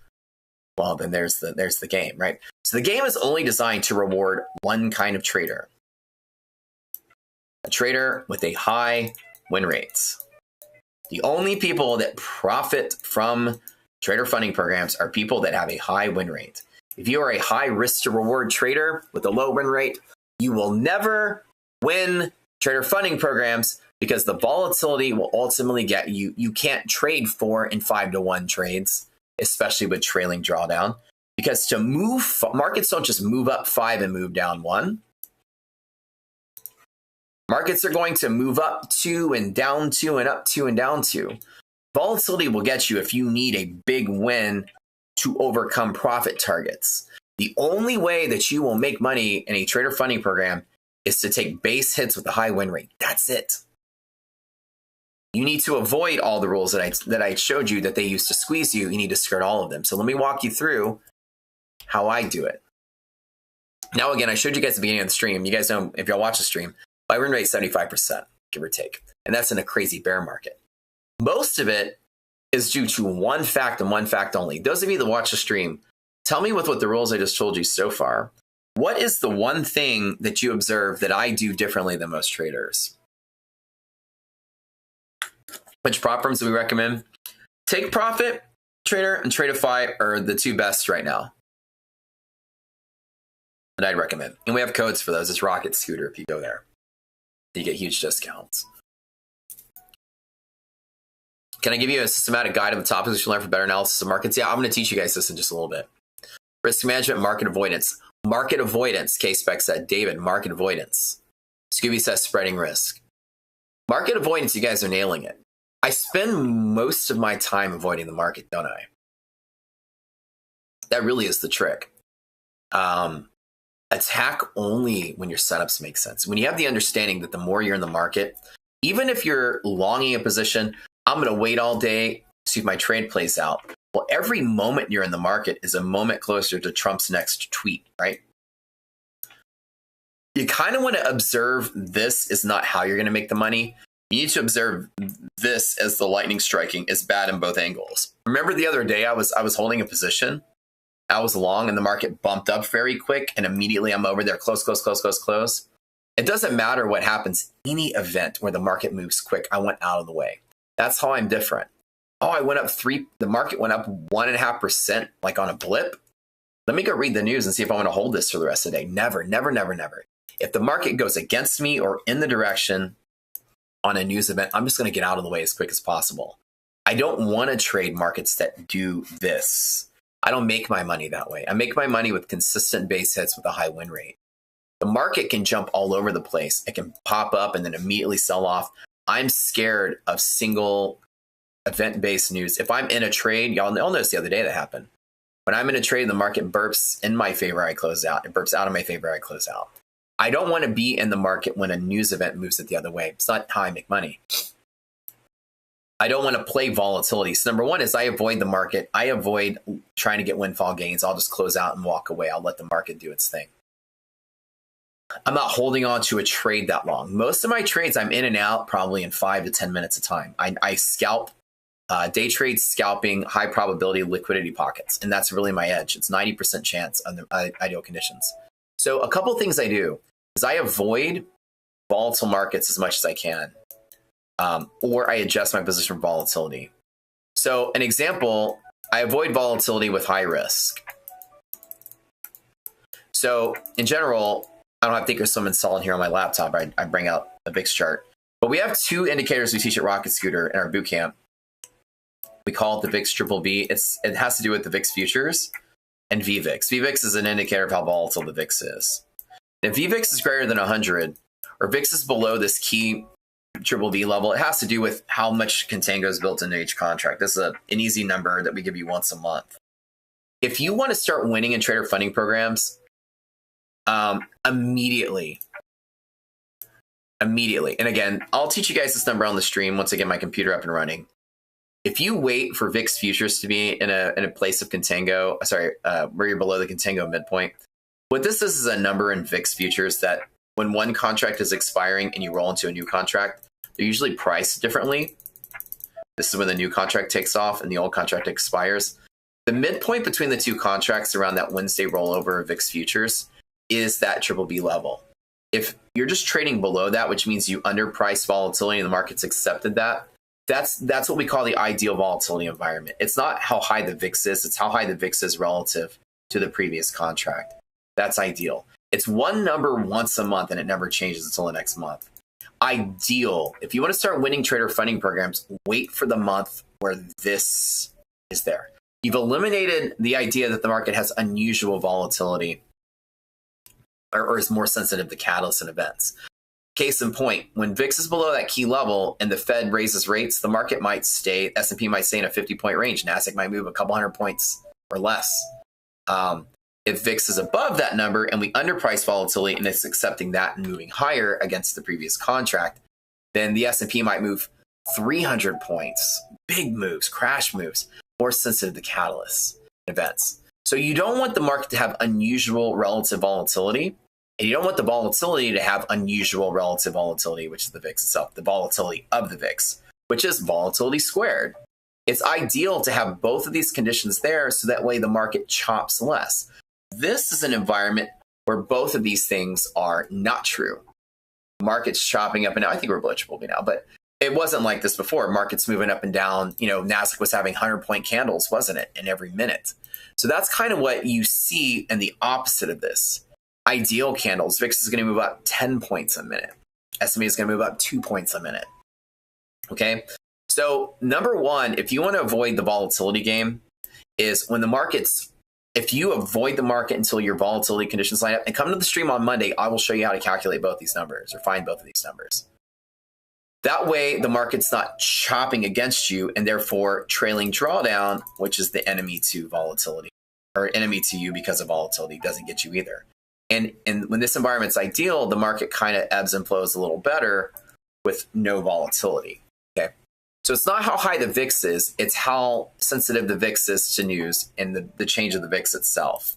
Sensitive to news and change of the VIX. These two numbers will tell you if the market going to be nice and robust. Fed cuts rates in the middle of this being ideal. You're like, why didn't the market rally 3%? The market just went up and came right back down. Because the market is very much pricing. This is the we priced it in already indicator. The market's already priced it in. There's not going to be an upset when the news comes out. It's already anticipated. And therefore, there's not going to be a big change. These indicators will tell you the market's already priced in. Ideal situation is you want the VIX to be lining up where you are. Number two is you want to account for volatility. If these things don't line up, account for volatility if you need to. We teach you guys in our boot camp is that the more volatile the market is. Now, volatility is the lack of liquidity. Liquidity is where buyers and sellers in the closest proximity. If I were to buy a house at 100K, here's an example. There's a bunch of houses in the neighborhood that are worth 200K. And somehow I found a house that's worth 100K and it needs some work. Well, because of the comps around me at 200K and the work is 50K, and I look and see, these houses are flipping very quickly, then I can make a profit on this, put 50K in, spend 100, make 50K to flip it, and then I can sell it quick. All those pieces are there for this to be a liquid transaction. I buy and I sell, and I can move that house pretty quick. But if this was like the same thing in the middle of the desert, in the middle of nowhere, and people aren't necessarily buying houses that quick, this might not be of value, because even though I can make 50K, if it took me 10 years to sell that house, that 50K actually lost money because it could have been invested elsewhere. The 100K I put into the house could have put in something else that could have made money. So time is a problem in this market. The longer it takes to flip something, the less liquid it is. So in the stock market sense, liquidity is how far away your buyers and sellers are from each other. Your buyers are here, your sellers are there. Well, if the market is less liquid, your buyers and sellers are there or there. Okay, they're spread out a little further in price or in time. If I were to look at a transaction, and let's just say there's a price graph, and this is the low that people are buying at in the high, okay?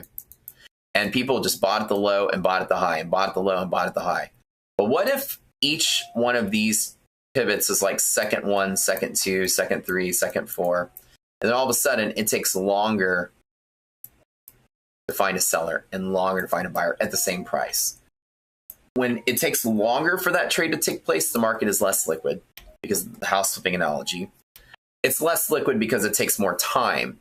But it's also, when time is the same, less liquid when the price discrepancy is higher.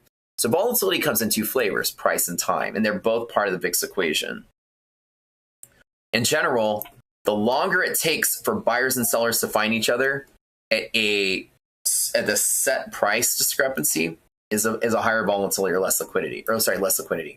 Or at the same time interval, when you reduce the time, the farther apart they are, the higher the price discrepancy per time is also less liquid. So markets are less liquid. Typically on the price discrepancy portion, the market has a bigger space between buyers and sellers. So the market chops around more. You perceive it as what we call volatility, but volatility is the absence of liquidity in the price discrepancy portion at a fixed time. And so the volatility equation does incorporate time into its equation, which is why VIX decays over time. But in either case, you're going to perceive volatility as a trader, not through the time decay. The time decay is slower on VIX than the actual choppiness of the market. The bigger the V's in the S&P or the NASDAQ, the choppier it is, the higher the volatility.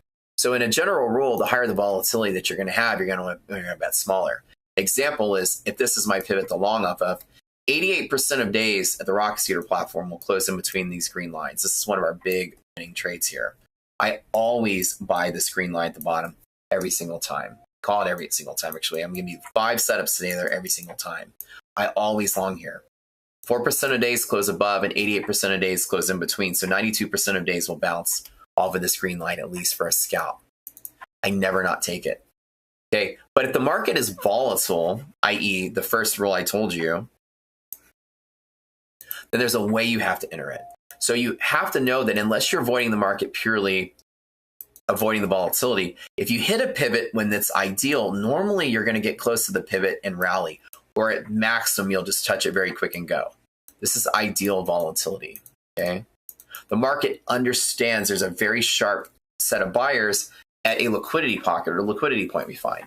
When the market is not liquid, you're not going to have a cluster of buyers here. And the non-ideal world, what you're going to see is that the market's going to like chop around and maybe even overshoot your pivot before you go, or even miss it by a long shot, or even break it to your stop loss and then work its way back and go. Non-ideal volatility, the market lacks the buffering to the selling, or it lacks a big thick set of buyers to keep the market from just chopping around more. So when the market is non-ideal, or these conditions are not true, higher volatility, you need to spread your bet out around your pivot. The rule I have is when both of these rules are violated, or one of these rules are violated, then if the market is falling to a pivot I take every single time, I'm going to take an example. If I chose, I'm going to trade 5 contracts today. I'm going to long one right before the pivot. I'm going to let one overshoot the pivot. I'm going to long 2 more. And I'm going to let the market fall to my stop loss and then long the other 2. Right near where my stop would be on my original pivot. So an example is on S&P, my stop is determined by 2 factors. Number 1, it's the maximum of these 2 numbers. For ES, it's 10, and for NASDAQ, it's 40. Or the largest 1-minute candle in the last hour will tell me about how much the market is going to overshoot my pivot. It's the best rule of thumb you'll ever do. Write it down. How much can you overshoot a pivot? What's the volatility like? Well, if the NASDAQ is having 100-point candles every minute in the last hour, then you can assume you're going to overshoot 100 points. If the S&P normally is 10 points and NASDAQ is 40, if the overshoot is 25 or 120, then this is my overshoot or my stop. So my stop will be 120 points patterned right below the actual pivot. So I'll take my profit. Imagine this was NASDAQ. I'll take my trade and I'll split it up. 1 here, 2 60 points lower, 2 120 points lower. And now I got my 5 contracts at a cost basis here. This is called cost basis management. I get my cost basis actually below the pivot so that when it chops around, I'm betting that it does reverse. My cost basis is much lower. Whenever the market is ideal, though, I'll throw all my contracts right here at the pivot. And my stop loss is usually tighter. Once I get my cost basis in here, then I have my normal stop of 40 below my last entry. Or 10 on the S&P. But I give myself the amount of room to step my position in bigger. Now, in a regular account, now this is a cool trick too. In a regular account, I could do 1 contract, 2 contracts, and 2 contracts. But in Tradeify, when I have 5 accounts, it's 1 account here, 2 accounts here, and 2 accounts here. That trick will allow me to continue to go as 4 of the accounts almost always make money on a good, strong pivot, and maybe 1 will take a loss or even 1 might bust. If you see my Twitter in this volatile environment, you will see all of my trades reflecting exactly that. Every P&L I post is like this. It's like this. They're never the same. Every one of my 5 accounts is always staged like that. Always staged like this. Always staged like this. Do you see what I'm doing, guys? I'm taking more risk in the first account than in the last account. You'll never not see that. This is the trick to beating trader funding programs. You are practically DCAing, because a lot of them say you can't DCA. Well, fuck their rule. Spread your accounts out. If you trade all 20 accounts and you bought here and then bought again and bought here, a lot of these firms like ETF and others will cancel your account. You're not allowed to dollar cost average in. Well, fuck their rules. Spread your accounts out. It's exactly like scaling in your account, but instead of scaling in the contract, you're scaling with other accounts.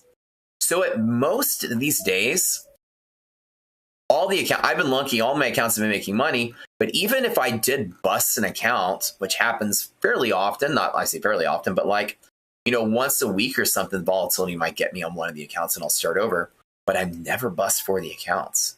I take the bulk of my risk right near my stop loss. Look, 1 account took a loss, 4 accounts took a win. They're never the same. And my accounts have been steadily growing. I've taken 6 payouts and my accounts have just been growing. I never put all my eggs in one basket, and that's how I survive. Lots of pictures of crawfish and IDOC here. But yeah, you will never see me trade my accounts this way. Now, if you have 20 Apex accounts, do the same thing, except instead of trading 20, trade everything in groups of 5 if you can. Of your 20 Apex accounts, make 5 groups of 4 contracts so that you can trade 1 of your accounts, 1 group of 4, then 2 groups of 4, then 2 groups of 4, and there's your 20. Aha. Now what you're doing is actually dollar cost averaging in and adding that martingale feature to your low risk strategy, and that you bought 20 accounts. And instead of putting all your risk at your pivot when markets have high volatility, spread your risk around your pivot, right near your stop. And therefore, as the market chops around, you could just get lucky in the bottom two and maybe barely. And your bottom one is always, your top one is always designed with the contract size that each one of these, what's the size of the contract? Well, each one of these is going to take a different amount of drawdown. Accounts 1, accounts 2 and 3, accounts 4 and 5. Each one of these will have a different position size to account for the drawdown. This one could fall 80 points. I might only do one contract in that one. And this one can fall 40 points. Let me do 2 contracts in those 2. And this one can fall 10. Let me do 3 contracts in those 2. So I'm doing a combination of both. I'm putting smaller position size in fewer accounts farther away from the pivot, and then adding a bigger size to more accounts as I fall. So overall, I'm dollar cost averaging while spreading my account risk out. The one that's going to possibly take the bigger drawdown is always the one with a couple of micros or one contract.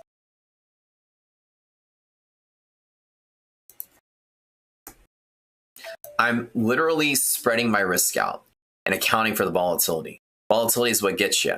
Number 2, trick number 2, and this is going to be something that you guys take my word for it. Number 2. So number 1 is you're going to account for volatility or avoid volatile markets if you can. If you wait for my ideal VIX, you're going to start winning trader funding programs. Wait for the market to not be sensitive to news. You're going to realize those nice, clean, easy markets, and wait for that time of the month and then hit them all. Say you pass your 20 Apex accounts and you're ready to go fund, and don't just jump in the market the next day. Sit on your hands, even if it takes a couple weeks for those volatility conditions to line up. But come Monday on the stream, when I have Thinkorswim on my computer, I'll show you guys where to get all the data. I don't have VIX futures here in Box Scooter. Okay. All right. Spreading your risk, accounting for volatility. Number 2, buy your freedoms. Pay for freedoms. So accounting for volatility. Know your opportunity cost for the things that cost money.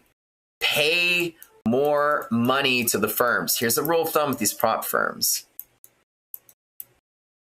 is that usually the cheaper they are, the crazier the rules are. Hey, Apex, 90% off, $10 to the account. Yeah, but they have trailing drawdown. Ugh.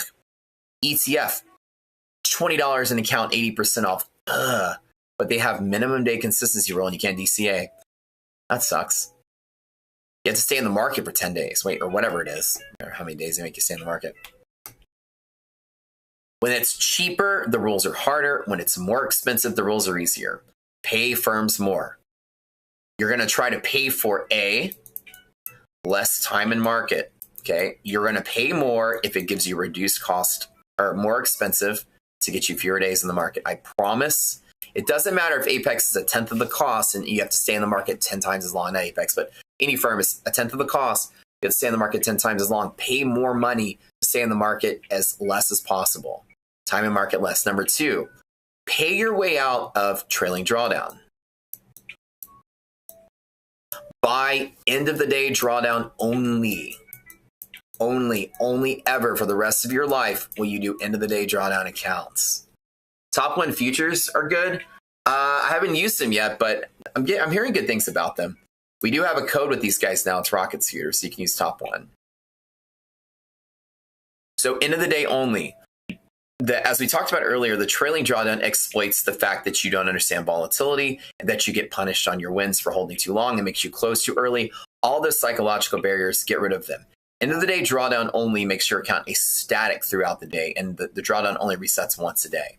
So get rid of trailing drawdown altogether and get end of the day only if you can. It costs a lot more, but it's because the failure rate of trailing drawdown is so high. You get punished when you're winning. That's the stupid part. So buy your way out of that rule. Pay the firm more to get out of that. And the last one, so you have time and market reduction, end of the day only, and last ways, skip the eval if you can. Remember, time and market is what kills you. Well, the fact that you have an eval stage, you got to pass, and a funded stage, and you got to hit consistency. The fact that they make you pause for 10 days is adding more time and market. So again, pay to skip the eval. The straight to funded world is the way to go. I have made infinitely more money. Well, not infinitely, but I've made a whole lot more money paying $500 per account with Tradeify than I ever did paying $20 plus $100 activation fee with Apex at $20 an account. I have made more money with my $500 investment because the rules are easier. I skip the eval, reduce my time in market, and it's end of the day drawdown. I pay more upfront to remove the barriers of my failure from me. Don't spend less money for harder rules. The rules are a lot harder than you think. That's what people don't understand.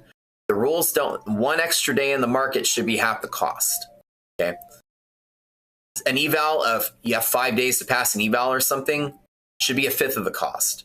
So if it's 5 times more expensive to skip a 5-day eval process, pay 5 times as much. Think of it like that. Every day is double the cost. If you have, if you have to spend 2 days to pass an eval, and then you can pay double the cost to not, then pay double the cost. As your cost basis of what you want to spend on these accounts, go straight to fund it if you can. And for some reason, and I know Brett's a smart guy, but Tradeify somehow is the best of all worlds. They have the cheapest straight to funded, skip the eval, end of the day only I've ever seen. It is almost too good to be true. The time in market is nuts. I mean, it's 10 days between payout cycles, but you only need to hit profit target and you can flip the accounts. They don't make you trade 10 days. ETF, however, makes you trade X amount of days. Each day has to be a minimum amount. Tradeify doesn't. It just needs to count as a trading day. So for some reason, their risk model is very, very, very, very nice on the straight to fundeds. Take profit, also very good. Once you get over the buffer, right? So just remember in general, you want to make sure that you can buy your freedoms, buy your way out of the rules that keep you in the market longer, and buy your way out of trailing drawdown if you can. It's 10 days of minimum trading. However, they don't have a minimum number of that trade. That's the best part. Anything counts as a winning day. You just need to win. You need anything. You don't need to make a certain amount. 100K costs $450 on Tradeify, yeah. So remember, don't just say, these accounts are cheaper. It's a risk model. Every prop firm has the same risk. If one of them's cheaper, it's certainly harder to get there. The risk is the same for the in minus out model. Something that's less cheap is going to be less hard. Something that's very expensive is going to be not hard at all. It's all the same. For you, it's all the same. But what you don't understand is the cheaper ones are not scaling linearly as hard. This might be 100x harder, then this is 10x harder. This is 1x harder. For something that's $100 versus $300 versus $500. The scale of how much you pay to easiness is not a straight line. You don't know that because you're scared of the high dollar. The more that you spend, the easier it goes this way. I have found through my studying of all the different firms that the easiness of the rules when compared side by side is exponentially better for just a few $100s a month. It's ridiculous how much people congest. I know the sales. I know what you guys buy. It's crazy. It's so weird how everyone congests up here for a 100x failure rate. Then people spend a little bit more for like a massive amount of improvement. So remember, you want to make sure you reduce your time in market and get rid of trailing drawdown and skip an eval if you can. All three of those is a plus. Tradeify is why I with them is because they have all three. And that really just makes, okay, so I'm paying $500 for the funded process. So Apex is $100 if you pass, 20 for the eval when it's 90% off, and then 100 to activate, right? So it already costs you 120 and you still got trailing drawdown. Tradeify, it cost me what, $500, I think, something like that after the code, and I'm already there. If I fail 5 times in Apex, it was cheaper to go with Tradeify. And trust me, I will fail 5 times with Apex with trading drawdown. I might fail 20 times with Apex before I pass and get funded. So the weird thing is that the cost is like so rewarding on the more expensive accounts. Don't let the price fool you. They kind of sticker shock you, but on a win rate basis, if you were to look and say, don't take my word for it, spend a month in one and a month in the other and compare how much you actually spent. I'm sure people spend a lot more in Apex than they do in like a Tradeify. ETF has an end of the day drawdown as well. But yeah, there's a lot of people that have them. 20% consistency rule, I ignore it. I don't even care about it. Rule number 3, if you have a high win rate and you win with base hits, consistency doesn't matter to you. It doesn't matter to me. Time in market is not a problem for me. I stay in the market longer because I avoid the market while I'm in it and only strike when it matters. Example is I've got a bunch of pivots here, and I'm going to show you some of my pivots. The Rocket Scooter platform has them, but I have some trades that I take. This, and again, our platform will show you. One of them I talked about earlier is I trade off of this band. About 92% of trades off of the lower band will give me a sizable bounce, so at least give me a 1-to-1 trade. I trade off of monthly hedge pressure, which is a gamma exposure level every single time. I trade off of liquidity pockets every single time. This was my bread and butter last couple of days. I think I made like 20K in the last couple of days, just scalping 10-point base hits. Short markets, I have some really solid setups here too. Each one of these, if you guys know our platform, this is a 90% bounce under ideal conditions, 80% bounce, 90% bounce, 80% bounce, and this is 92.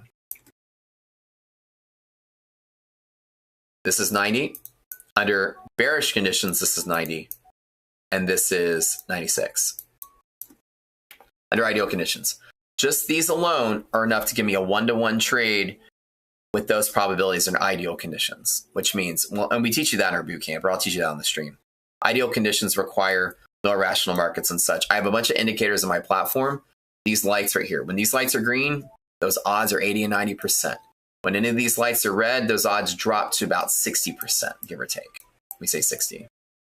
Still greater than the house edge. Right? We still have an edge over the house. However, I'm still looking for base hits. I might lose more often, which means spreading my risk is helping me at least survive in 4 if I lose in 1, but that's okay. Spreading your risk accounts for irrationality and volatility.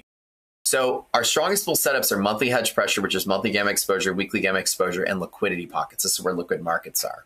And liquid markets tend to not crash. They tend to find support. And that's kind of one of my best setups I have here. So what I'm doing is I'm taking base hits as much as I can, and I'm trading straight to funded accounts and spreading my risk out.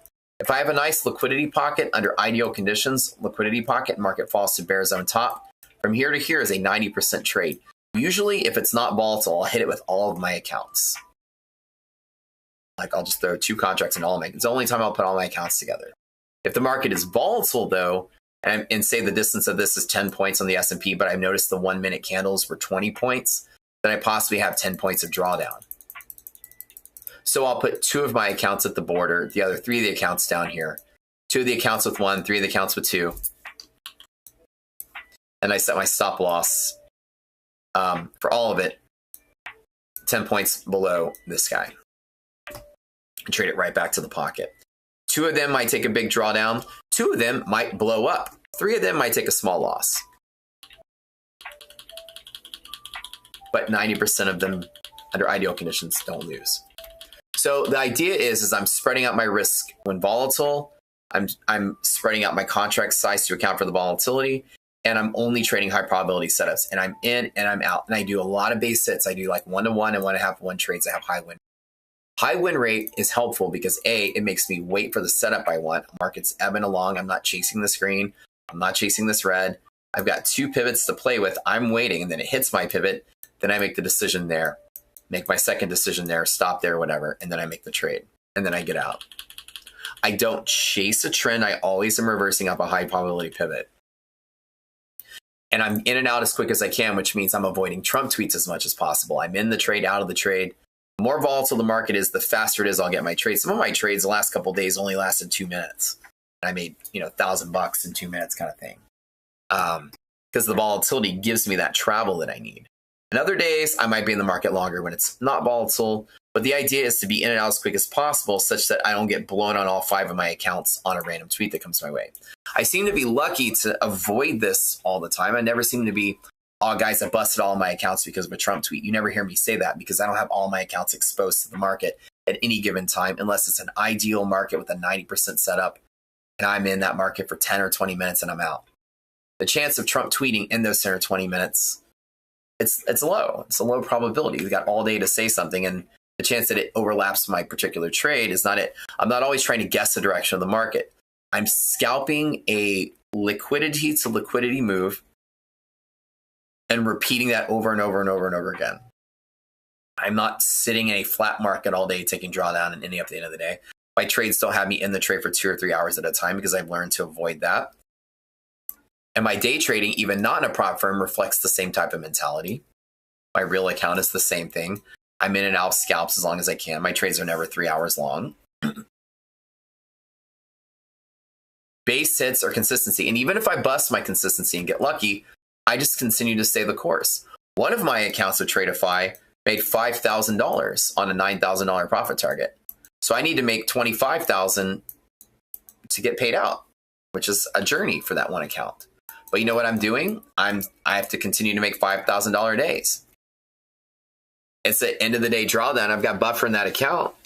So I'm pretty good. I have enough buffer in that account that I don't care anymore, because now I just need to have $5,000 days. And so that means I just need to bet bigger or just slowly get my way there with regular size trades. So you have two courses of action: is you can continue to stay the course to make your other trades the same as your big sized one, or you just keep in the market longer and count on your base hits carrying you. Got plenty of buffer, by the way, to avoid blowing up the account on losing days, because you're way far ahead anyways. 5,000 is way up on that account, right? If I add to a winner so it doesn't get to your lower ones, I never add to a winner. This is another thing I don't do.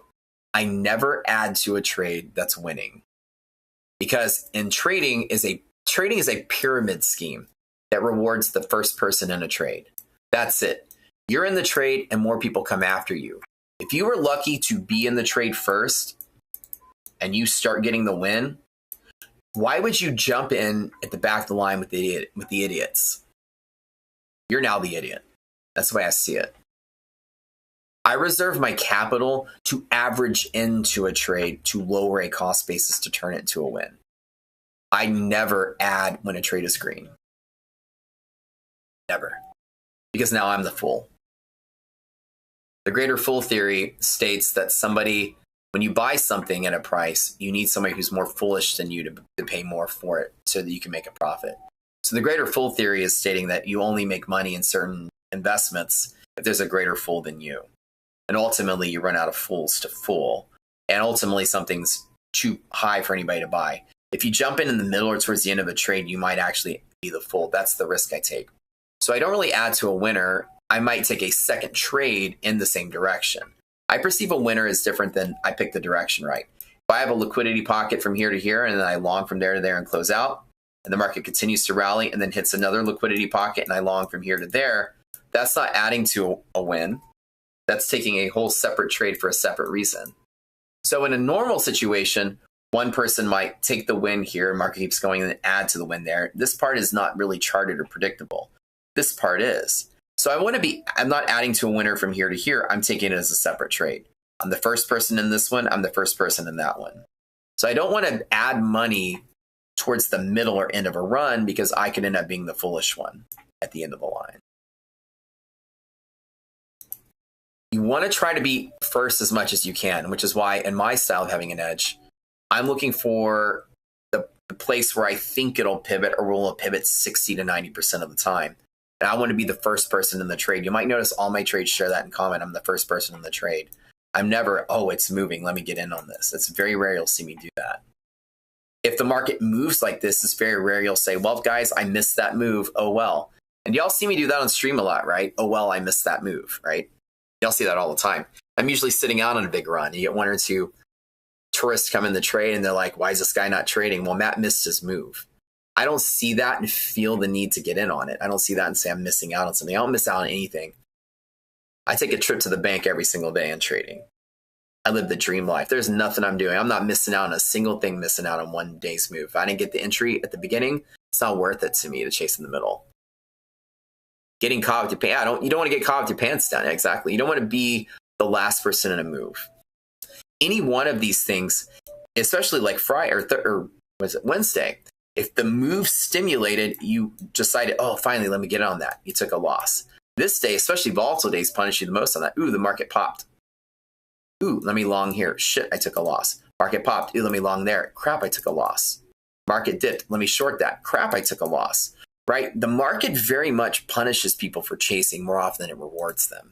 And don't be conditioned that the first time you jumped in on a big move like the Trump 10% move day and you made money is that you should jump in and ride waves. Okay? Very rare does that happen. Jumping into a trend usually drowns the swimmer. Doing this for 15 years, I know. You can count how many times on here that a 10% move, because the market was just volatile, I'm just going to draw some, randomly punished you. 10-point moves. If I longed at each one of these arrows, I took some heat before I won. Long there, took some heat. Long there, took some heat. Like if you require the market to break out before you jump in, days like this would have killed every single one of your trades, right? Discipline in trading is extremely important to wait for your setup. Typically, I want to be the first person into a trade as much as I can. I'm going to wait for my pivots and strike because I'm requiring the high probability to carry me, and I'm not needing the trend to carry me. I need the thousands of base hits to carry me. The fact that I can win most of them to carry me. If you only have one funded account, do you calculate the cost average the same since it'll only be one account? With one funded account, you need to account both ways. So instead of taking like spreading your account through multiple accounts, Kristen, what you'll do is trade much, much, much smaller in just one account than you normally would if you had 5. So the fewer the accounts, then you just trade smaller. If I had 5 accounts and I do 1 mini and then 2 mini in 2 of them and then 3 minis in the other 2, instead I might do 1 micro, then 5 micros, then 2 minis or something like that. Like scale your risk bigger, like in your 3 entries that way. Start out small, 2 or 3 micros, then hit it harder with 5 micros, and hit it harder with a mini or 2 that way. So that way you're spreading your risk out exponentially. The idea is exponential. You're not buying 1 and then 1 and then 1 more. You're buying like 1 and then 2 more and then 4 more right at the edge. You really want to get your cost basis lower. I only add with the intent on lowering my cost basis, which reduces my risk. Anytime you add to a winning trade, you're actually increasing your risk. So therefore, you're increasing your possible loss by your bad entry. When I add money, I'm adding to where the position seems like it's red, but it's because I'm deciding to lower my cost basis. And that cost basis management trick, or what they call DCAing in the prop firm world, is very, very useful. That's why they tell you not to do it. The rule of thumb in prop firm world is there's a rule that says don't do it. It's because it actually helps you win. They don't want you doing stuff that helps you win. Don't count cards in Vegas. It's because it helps you win. So you want to try to be first in the trade as much as you can and scale your risk exponentially. So if your total max that you're going to use is like 2 minis, right? Then put in 2 micros, okay, at your first entry, right? And then put in maybe 4 micros at your second entry, and then 16 or 14 micros at your last entry. Like your risk is like, and then that's your 14 go right near your stop. Your biggest bite goes near your stop. So each entry isn't like 1, 2, and 3. It's like 1, 4, 1, 2, and 4, or 2 and then 4 and then 8. It's bigger, bigger, bigger. It's exponentially bigger.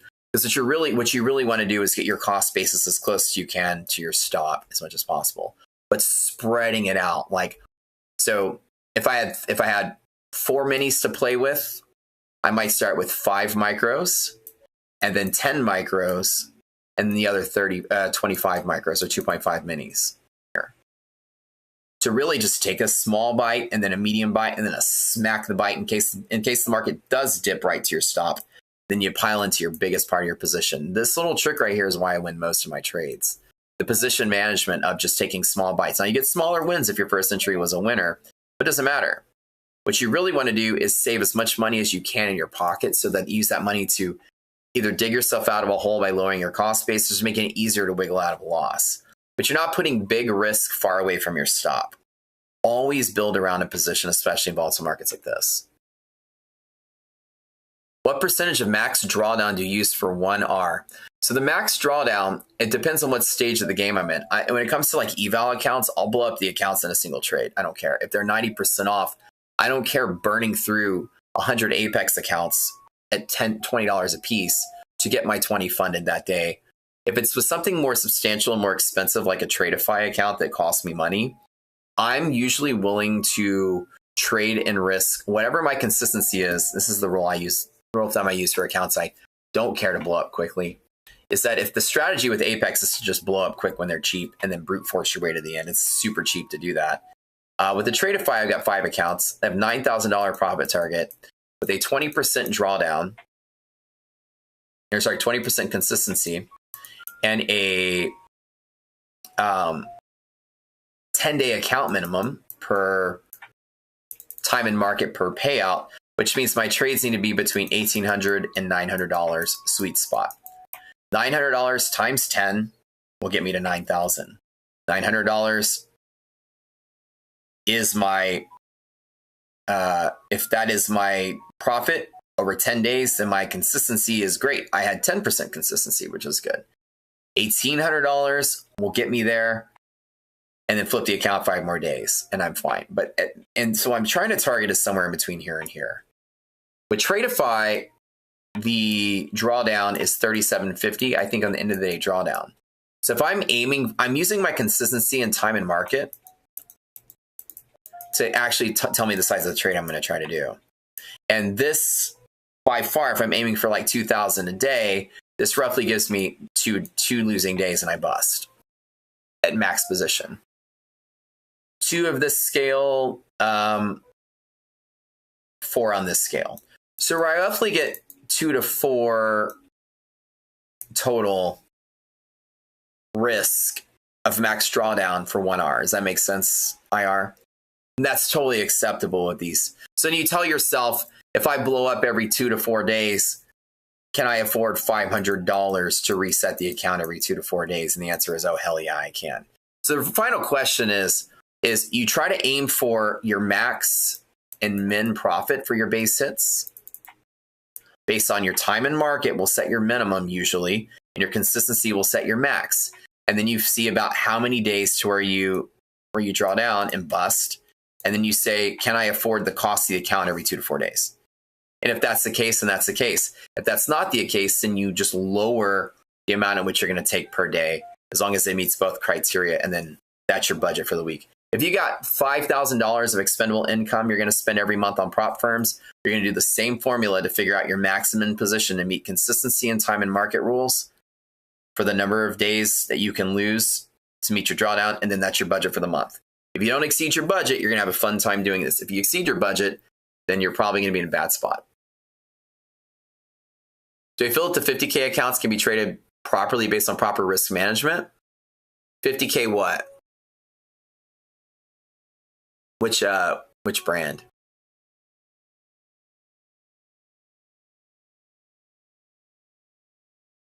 Yeah, so Patty, you're 100% right. If your first entry at small risk takes off as a winner, your mind says, but I could have made more. And that is the one thing that I tell everybody to have to get over. Your mind says I could have made more. You know what my money said? My mind says, hey, I made something. So the mentality should be a win is a win. And that's what you should teach yourself. And everyone teach yourself this. A win is a win. And write that down if you want to take notes. Matt says a win is a win. If you feel like you could have made more, this is where, and I'm going to blow your minds with the consistency. See, everybody always says one half of that sentence. Okay, ready? I'm going to type it. See who gets this right. Patty, I love that you spoke up. She's a great example of what I want to teach. I could have made more. And people type, I could have made more, but they don't type this. Tell me the difference between the two sentences. Oh, yeah, South Cat Dad, yeah. I could have made more, and I could have made more ... of 2 different meanings. I could have lost more as well. And so the thing is that adding money is adding risk. Anytime you add risk, you add potential loss. Most people don't see it that way. I could have made more, but I could have also lost more too. And that's the completing of that sentence, right? So what people say is I could have made more. It's really, you're missing the other half of the sentence. You could have made more, you could have lost more. It's the unknown, you'll never know the difference to, but you shouldn't be biased to one side. Like I could have made more shit, I need to get in on this. You say, I could have made more, so let me get in on this. And you have a tendency to want to get in. But then you say, but I could lose more, so let me not get in on this. And then you tip the seesaw the other way, and then you balance it out and neutralize the thought and don't do anything at all. Right? So that's the way you think about it. And so if you complete the sentence and say, well, I could have lost more either, then the fact that it was an unknown variable, then you're cool with not making more, because you're also very cool with not losing more. It feels better to not lose more. And you train yourself to say, hey, I made something. A win is a win. That's good. And that's how you quit. If you're smoking, you want to quit smoking, you need something to focus on. I teach people, like, if they want to smoke and get rid of smoking, you can't get rid of the addictive personality you have. If you're smoking, you're always going to smoke. You're going to be fighting all day to get rid of smoking, but in reality, the problem isn't that you smoke. The problem is that you're addicted to something. You're never going to get rid of an addictive personality. Most people try to battle the thing that their vice is instead of battling the addictive part of their personality. So how you get rid of smoking? You may teach you guys, if you ever has a smoker in your life and they want to quit, this is what you do. You start taking them to the gym. Get them addicted to something different. They're going to be addicted to something. Get them addicted to something healthy, especially going to the gym. Because when they start throwing up in their own expensive shoes, the minute they walk out of the fucking gym, they'll stop smoking because they don't like throwing up. And this has helped with so many people I know and friends I know, is that you need to train your brain to be addicted to something else, and just assume that you're always going to be addicted to something. Be addicted to something that, by definition, you're more addicted to that than the other thing, and then that thing helps you. If you're more addicted to working out, you'll probably start smoking because you like working out more. And then all of a sudden, smoking doesn't feel the vice that the workout does. The fact that it actually hurts you when you work out, it actually makes you start to be like, I'm tired of throwing up. It actually hurts me more than it likes me, so let me not do it. Just like adding to a winning position. It hurts you more than it likes you, then probably won't do it. And I've learned over time, not chasing winning trades by adding to my risk has been the best thing for my trading win rate and my trading profits. So whenever you're thinking about how you're trying to analyze the thought is basically, if you put in small and win small, you tell yourself, hey, that's money I didn't have. A win is a win. All right. A small win is a small win, because it's also a small loss if you were wrong. And that doesn't feel so bad. It doesn't feel like you're missing out. It doesn't feel like you need to go get your next cigarette. It just feels like, hey, I know they brought me out a really small bite of some good food. And man, that's some good food I didn't get to taste. It's not, I wish I had 10 times of that, even though you want 10 times of that.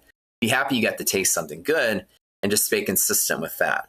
That's why the rule is when the trade is green and it's taken off, I'm trying to get out first while other suckers are trying to get in. I'm usually in when people think it's losing, and then I get in, and then I usually get out when people are trying to get in.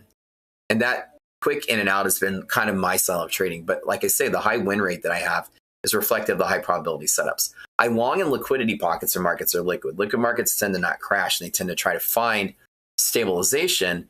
And I play these all day long. Bull zone bottoms, you guys know. Bear zone tops, you guys know. Monthly hedge pressure, you guys know. This DD bands. These are 4 entries I take that all have rare and 80 or 90% setups under the most ideal conditions. This little list right here we give you rock scooter. So I basically just aim for base hits all day long. You guys come to the stream, you'll watch me do that. I mean, it's very important that you learn that, especially in the trader funding world, you want to stay out of the market as much as possible. Punished on big wins, punished on volatility, you're punished on consistency, you're punished on trailing drawdown. You even lose when you're winning. You lose if you win the wrong way. You lose if you hold on for a winner for too long.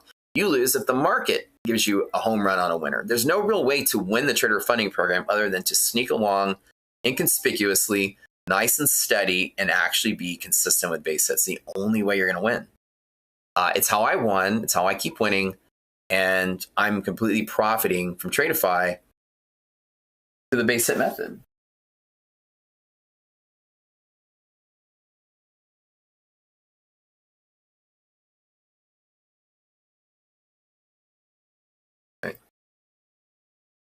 A couple questions you guys have heading to lunch. Hey, Patty, it's good chatting with you. We'll see you. Have a great rest of your day, and have a great holiday weekend, you guys. Volatility has been extreme over the tariff talk. Check out, volatility has been crazy. So I've been doing a lot of like small, spread my risk out. You guys have never seen me been taking like 5 or 6 contract trades. You've seen me throwing 1, maybe 2 max, right? Like rarest case 3 in this environment, like nothing big. How do I feel about a chain smoker here? It feels like just a distraction, be it a good day or bad day, will become a need. Same as in trading, people feel they need to push trades.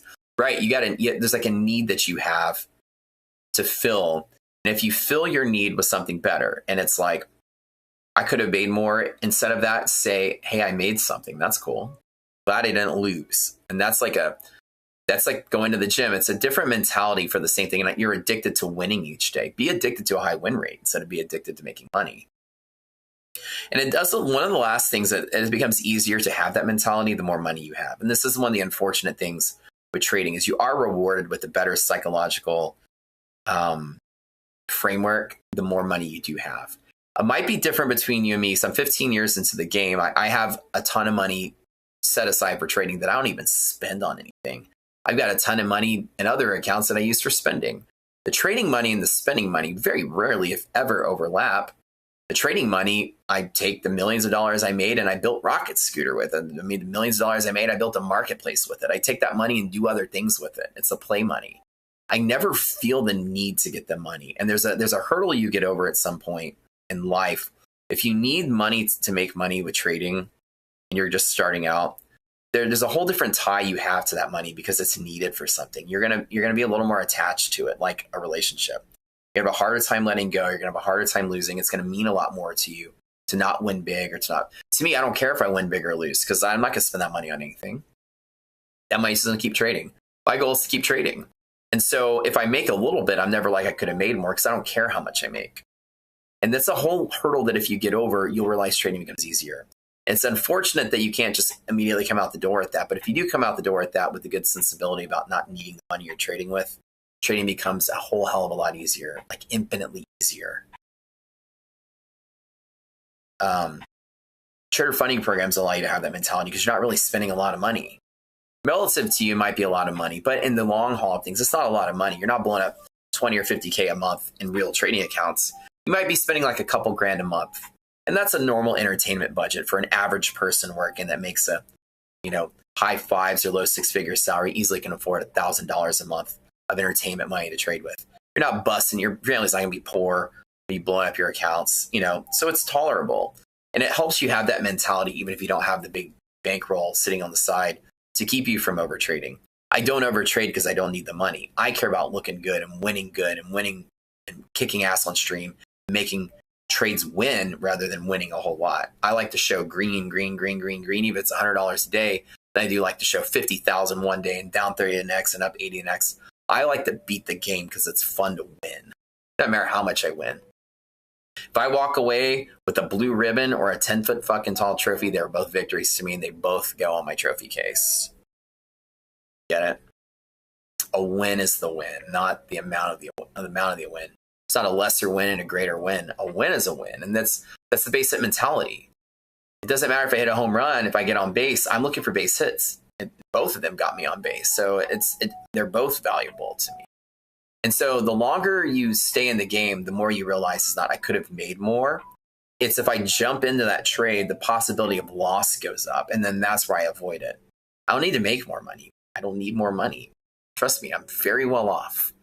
So I don't need to make, and have that, even if you're not well off, have that mentality the same way. I'm very well off. I don't need this money. Trade with money that's not your bills. And you're going to realize you will do a whole lot better mentally if the money is not needed for anything because you don't throw extra variables to your trade. Like, oh crap, rent is due. I need to make $2,000 by the end of this week. Shit. Well, you're going to be making more trades than you need to because you need to. I don't need to do anything. I can sit out 5 days in a row and I'm cool because I don't need it. I'm treating every trade like a business decision. Like I have a restaurant and I'm trying to add a new thing to the menu. I'm going to put some thought into it. I'm in no hurry. I need to make a wise decision every time. And so that is one of the unfortunate advantages you may not have at this point in your game. But trust me, when you have that mentality, it is an advantage. The more money you have, the less you need it. You just naturally get an advantage mentally. Right. And it's a hard thing to teach somebody because it's more just like you have an advantage naturally. So the better you do, not only are you getting better from experience, but you're also getting better financially, whether you're in no rush to make trades. And if you don't have the money now to be in a rush to make trades, have that mentality now. Just don't be in a rush to make trades because it's the proper mentality to have.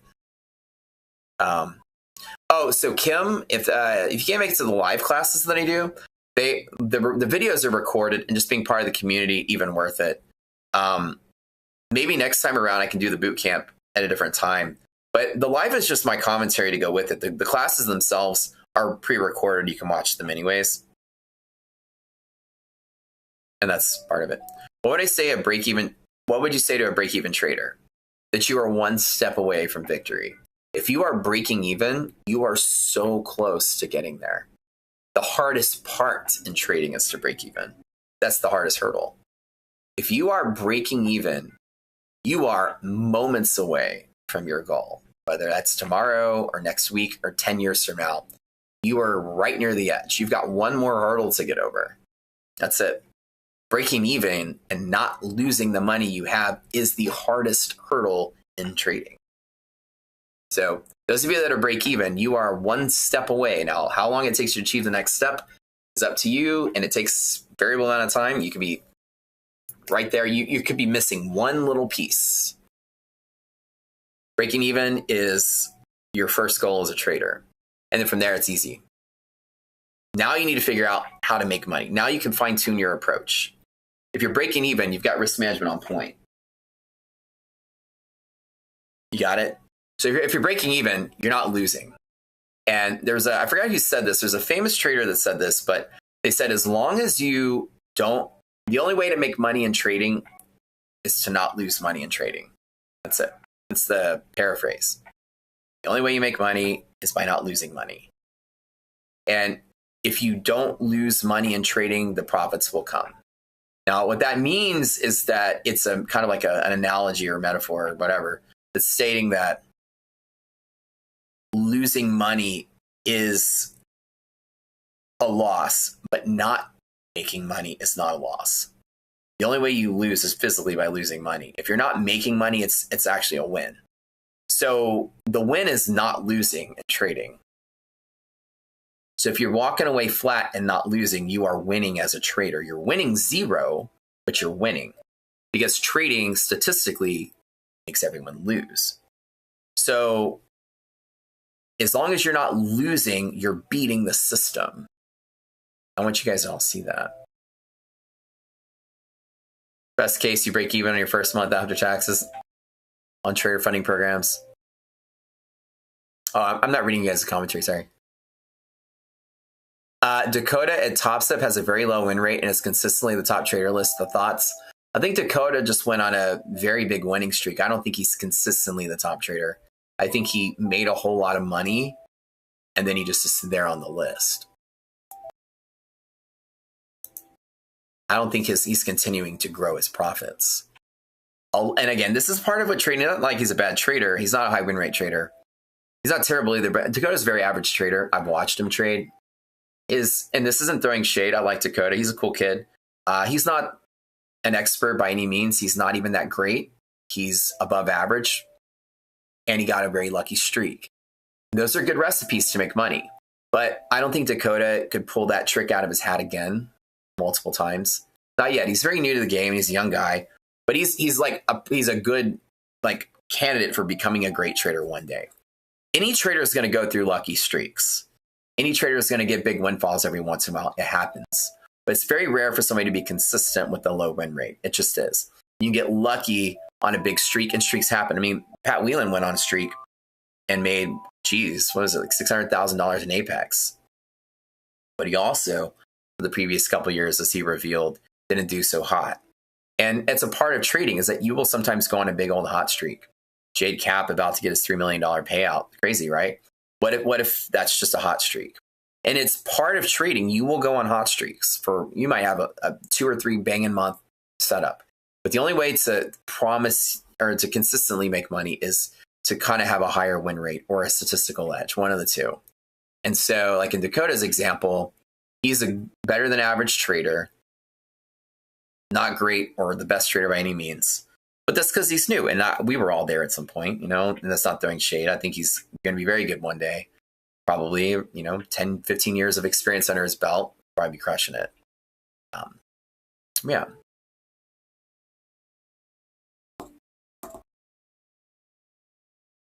Neil says, how would I talk somebody into going down which route? Which route?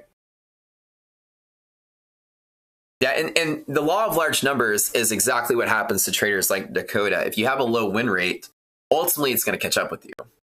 And that's just what happens. Again, a low win rate, even if you only win 30% of your trades, all 3 of those trades can come 3 months in a row, and then you made millions of bucks. And then over the course of time, you're going to whittle it away. You know, I mean, your win rate will ultimately catch up to you the longer you're in the market. It's just math. The trading rate, because a lot of it's quite scary. It's not scary because you can control. This is what's hard. What's scary is what's possible. But in trading, there is one thing that you can fully control. It seems unpredictable and random, and it is. The stock market's pretty random. But if you were to say one thing out there that isn't random, that you have full control over, is you have full control over how much you're willing to lose. You walk into a casino, it might be scary, but if you only walk in there with $5 in your pocket, what do you have to be scared of? If you know exactly how much you're going to lose, then you're in control of that. Right? Everything is working against you, right? But you also know that there are some things that can work in your favor, and you limit your risk, and that's where you have control. Always think like that. You can limit how much you're going to lose. You're in full control of that. No matter how random or how big the system is or how bad it works against you, no one can make you lose more than you're willing to lose. In that part, you win. They can't take more money than you put in. Well, unless you're in a leveraged account, I guess. But Dakota does well and close your eyes and press bid markets, break even other structures. Yeah, and again, when you watch somebody trade over long periods of time, it's going to be very rare that you see somebody consistently put up numbers unless they have a high win rate. There's just no way around it. That's why I consistently put up good numbers. But like I said, you don't see me also saying, guys, I made 100K today, right? My normal trading day with these Tradeifys has been, 5 to 10K consistent though. And 9 out of 10 days is a winning day. And so I've been lucky. Luck has also gone in my favor, but the statistics help me carry that.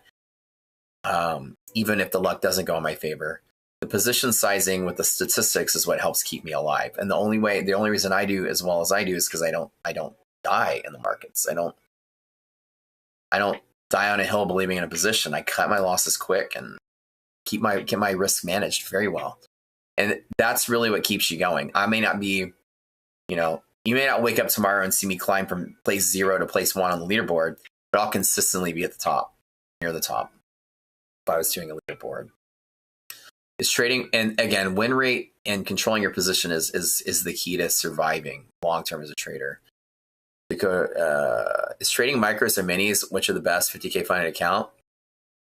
So you shouldn't look at the funded account. You should look about the drawdown. We already know if you McBonu, if you go back in the video, I talked about how I calculate the position size based on the amount of drawdown they give you. You have to look at your consistency rule and your time and market rules. There's a whole thing goes with it. What I recommend to say if someone has a 6-figure federal job but hasn't been paid for 1.5 years, pay issues, Google, interested, has to use props for his family. Okay. Wait, you haven't been paid by the government in 1.5 years?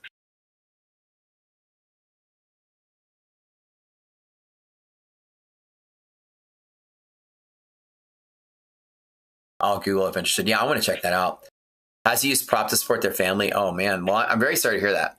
If you have to use prop to support your family, it kind of comes down to, it's kind of hard, right?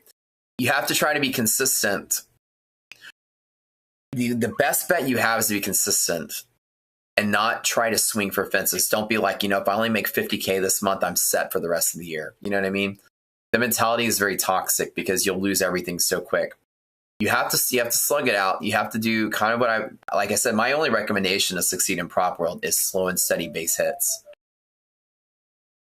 Support a family. I don't know what your bills are. For most people, your bills are $5,000 to $10,000 a month on average. If you have a family and kids and house and car and stuff, that's about right.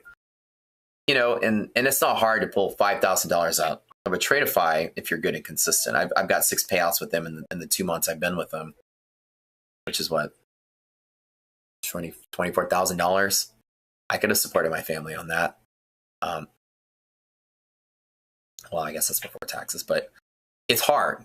It is really hard to support your family on prop firms unless you're consistent. It's not easy. I live in vacation where it's expensive as fuck. Yeah, it is. It is.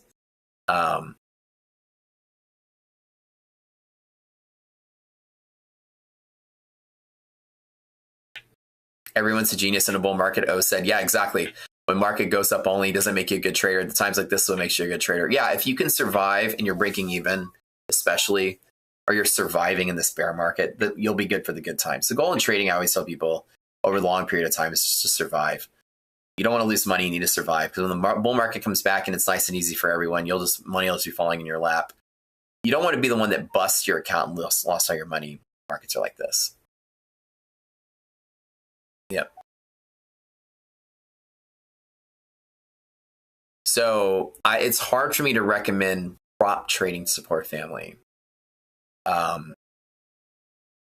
Because I don't know your stats or how well you do.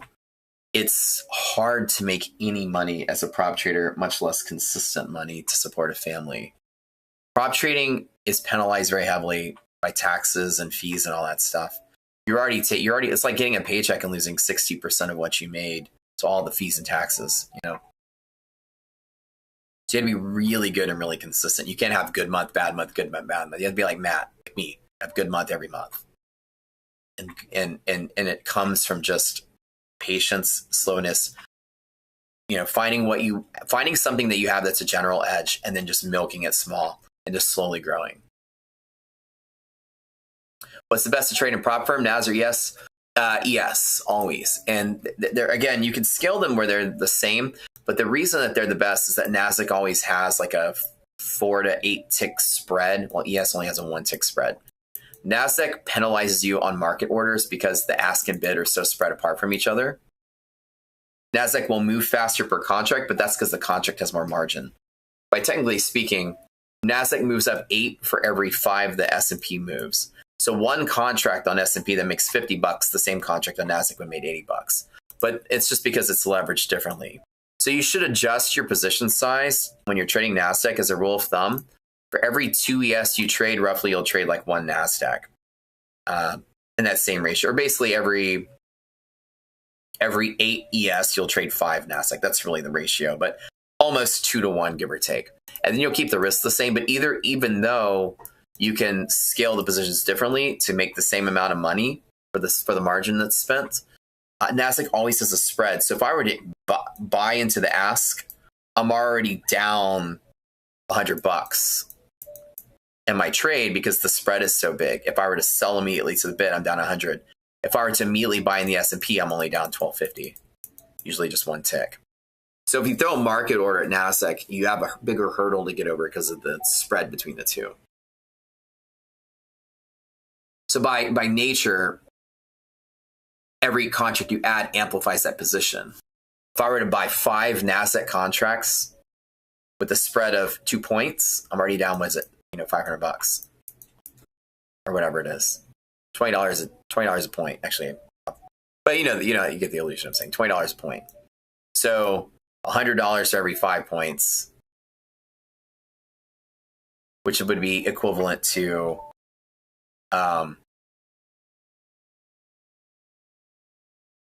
$65 in ES.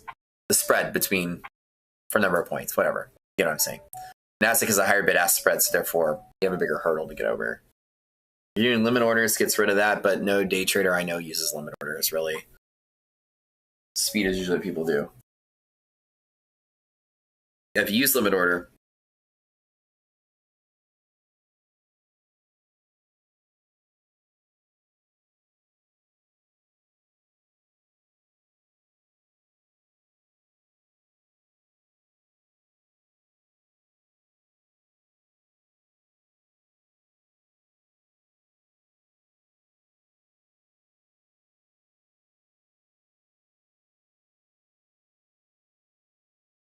have any more questions for me, guys? Oh, somebody said, how does Dakota stay on the leaderboard consistently with a low win rate? And my answer was he doesn't. Anybody can get on a leaderboard, want a really good hot streak, but over time, a low win rate catches up to everybody. 3 or 4 years is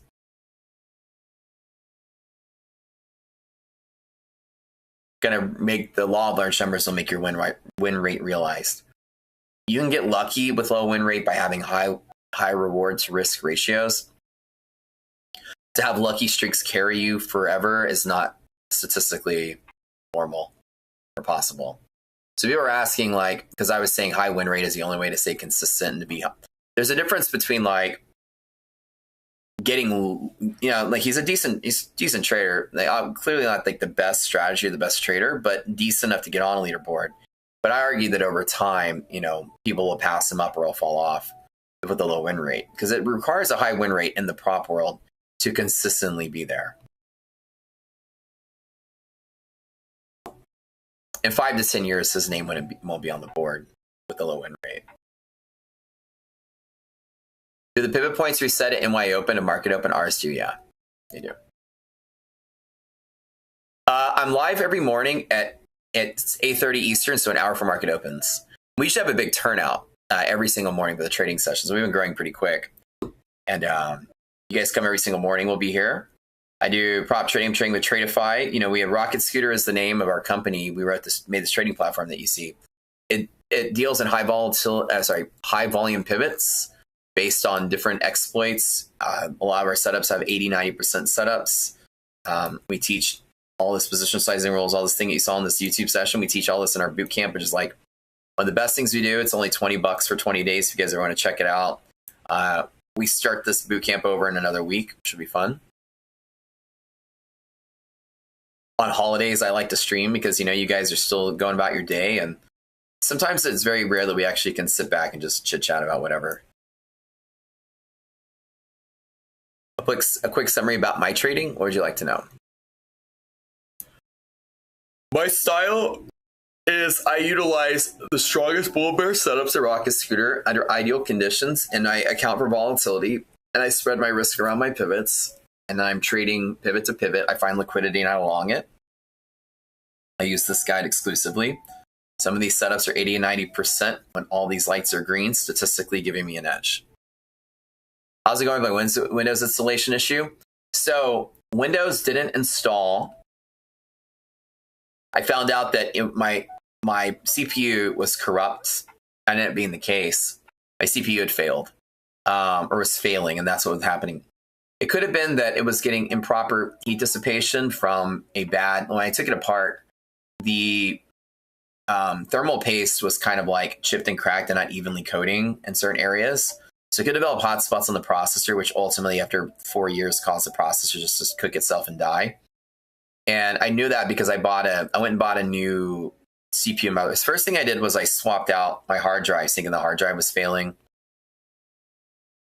The PSU diagnostics all looked good. Everything was good. Nothing looked like PSU was like failing or cycling weird or higher voltages than normal or higher temperatures than normal. Everything looked good there.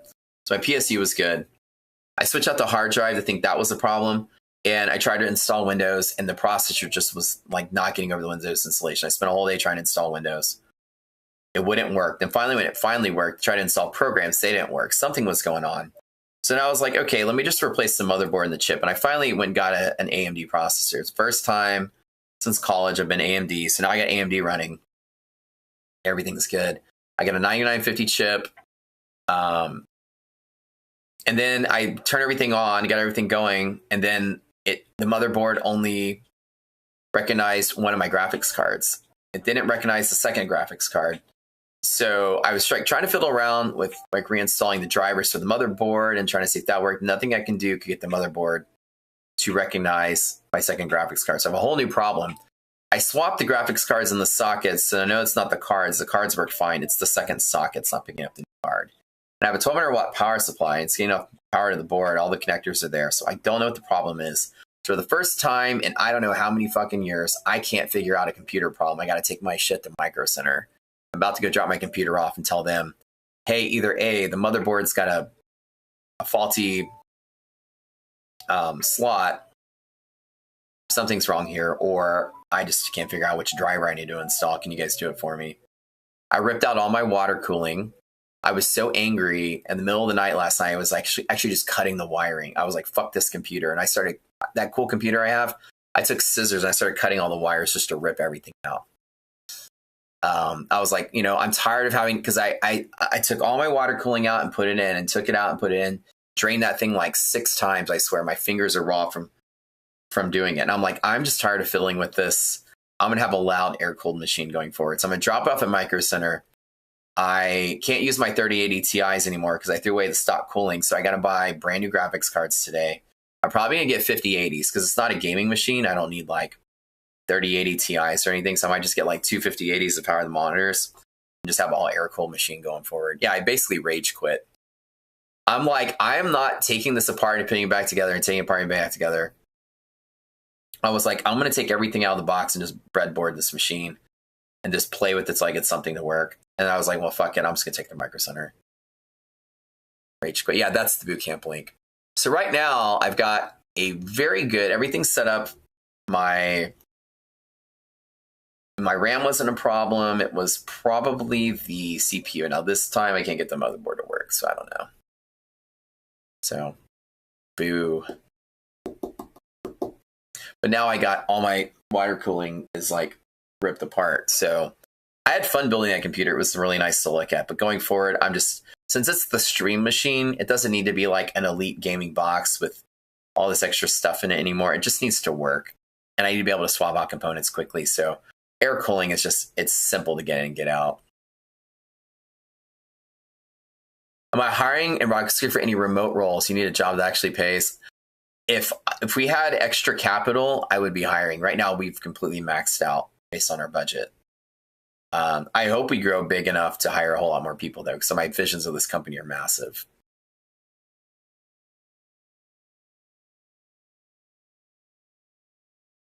You remember the days when you only bought AMD when we couldn't afford Intel? Oh, yeah, those were the days back in the day. Remember, this was like, I would say like 1999 and 2000 when like AMD was like running so crazy, and then Pentium 3 and 4 came out, and then there was a race to like everyone trying to get to the first 1 gigahertz processor. I remember like in the early 2000s, there was like they were racing each other so quickly to get to 1 gigahertz first.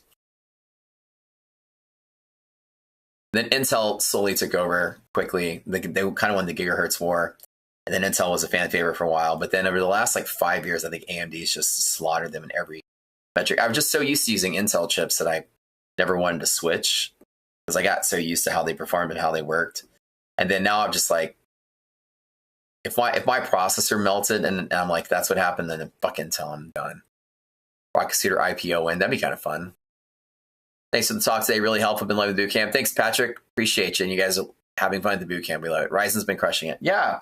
I got a 9950X. I didn't get the X3D because I'm now segregating since I have a whole new computer for gaming, like 5090, fully set up. Dude, it's a fucking monster, this computer. What I'm on now. I'm going to make the other computer just a work machine. I thought about getting a Threadripper, but it's not really needed. So I got the 9950X. Super cheap. It was like $400 maybe. For like one of their highest end processors they have.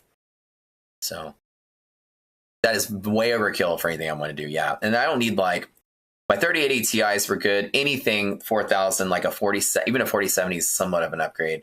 Not that much, but 5080 would be probably like 25% faster, even though I'm not going to be gaming on it. And they're probably $500 a piece. So I'm going to go get 2 of them. I'm going to go to Micro Center. I'm going to buy those 2 graphics cards. I'm going to drop my box off and I say, you guys give me a computer fixed and ready to go. Here's the pieces of what's left that I didn't destroy.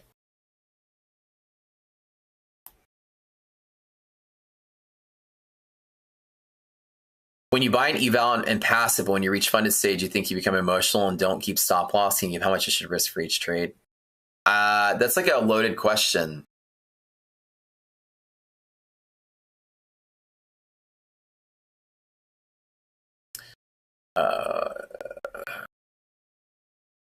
There's a lot of work. I'd say, trying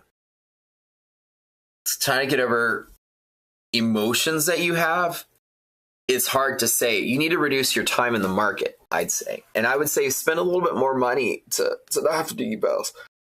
Try straight to funded or try something that has a quicker path to getting funded. You don't need to be like sitting there for longer. If emotions are your battle, you need to be kind of quicker to your goals. What's the best affordable laptop that you can stream live trading and run all your trading software? You don't need much to do that. You just basically need like a standard multi-core processor. Even now, You can spend $1,500 and get a decent processor, 8 core. The new Intels are like 24 core processors. I mean, you can get, 12th gen, 11th gen, you should be fine. Before I bought this laptop, I was streaming off of like a 10th gen Intel, and I'd live stream with it. It was totally fine. You bought the 5900X a few years ago and can do anything with 4K editing. Oh yeah. You don't realize how affordable Tradeify straight to funded is when you do the math. This is what I'm trying to tell people. I might be the only person in Wall Street that sees that Tradeify straight to funded is a gold mine for the price. For $500 per account, you get rid of all the major rules. No trailing drawdown, straight to funded, no eval, time and market. The limit there, how they mitigate their risk, is it's 10 days to pay out. And the payouts are capped. But still, the payouts are almost guaranteed for me. Like, I've been getting payouts every 10 days for the most part, every other. There's only one period I didn't get a payout. I've got 6 payouts. I've been with them for 2 months. So once you go hit your caps, and they move you to live. But yeah, no, it's crazy how affordable it is. No trailing drawdown. I would pay 10 times the price for no trailing drawdown over Apex any day. Is it best to buy lifetime or pay monthly after you pass an eval? If you're talking about with us, lifetime is the thing that everyone ultimately goes to because it saves you money for our community. Like 75% of our members are lifetime, maybe more. But thoughts on ETF? I had a friend get denied payout a while ago. Was made trade from our days. I haven't touched them since that. My thoughts of ETF have been changed as of lately. I have a lot of personal stories from people I trust, telling me stories about people they trust, etc. Word is kind of going around that their rules are just too hard and their payout denials are too obscure to be like my chosen firm to use compared to the other firms that are out there. Your job as a trader is to find the firm that matches the best. They're not a bad firm. They haven't been bad to me personally. They've been good to me. My payouts have all come and whatever. I don't know if the person that got denied for a weird rule, but ETF is known for having some of the hardest rules in the game. So on the merits of everything not being, they're not saying they're shady or bad. On the merits of tit for tat, there's really no benefit that they have over any of the other trading firms. And we even analyzed their direct to funded program live on stream, and their direct to funded program category to category was Tradeify beaten almost every category for the most part for value. So I don't really know. I can't really. I recommend them personally because they're nice people and they haven't denied me, but I can't speak for anyone else. I can't recommend them on being good value. I think they're one of the worst valued firms out there as far as what you pay for what you get. I don't know why they don't see that, but that's just their model.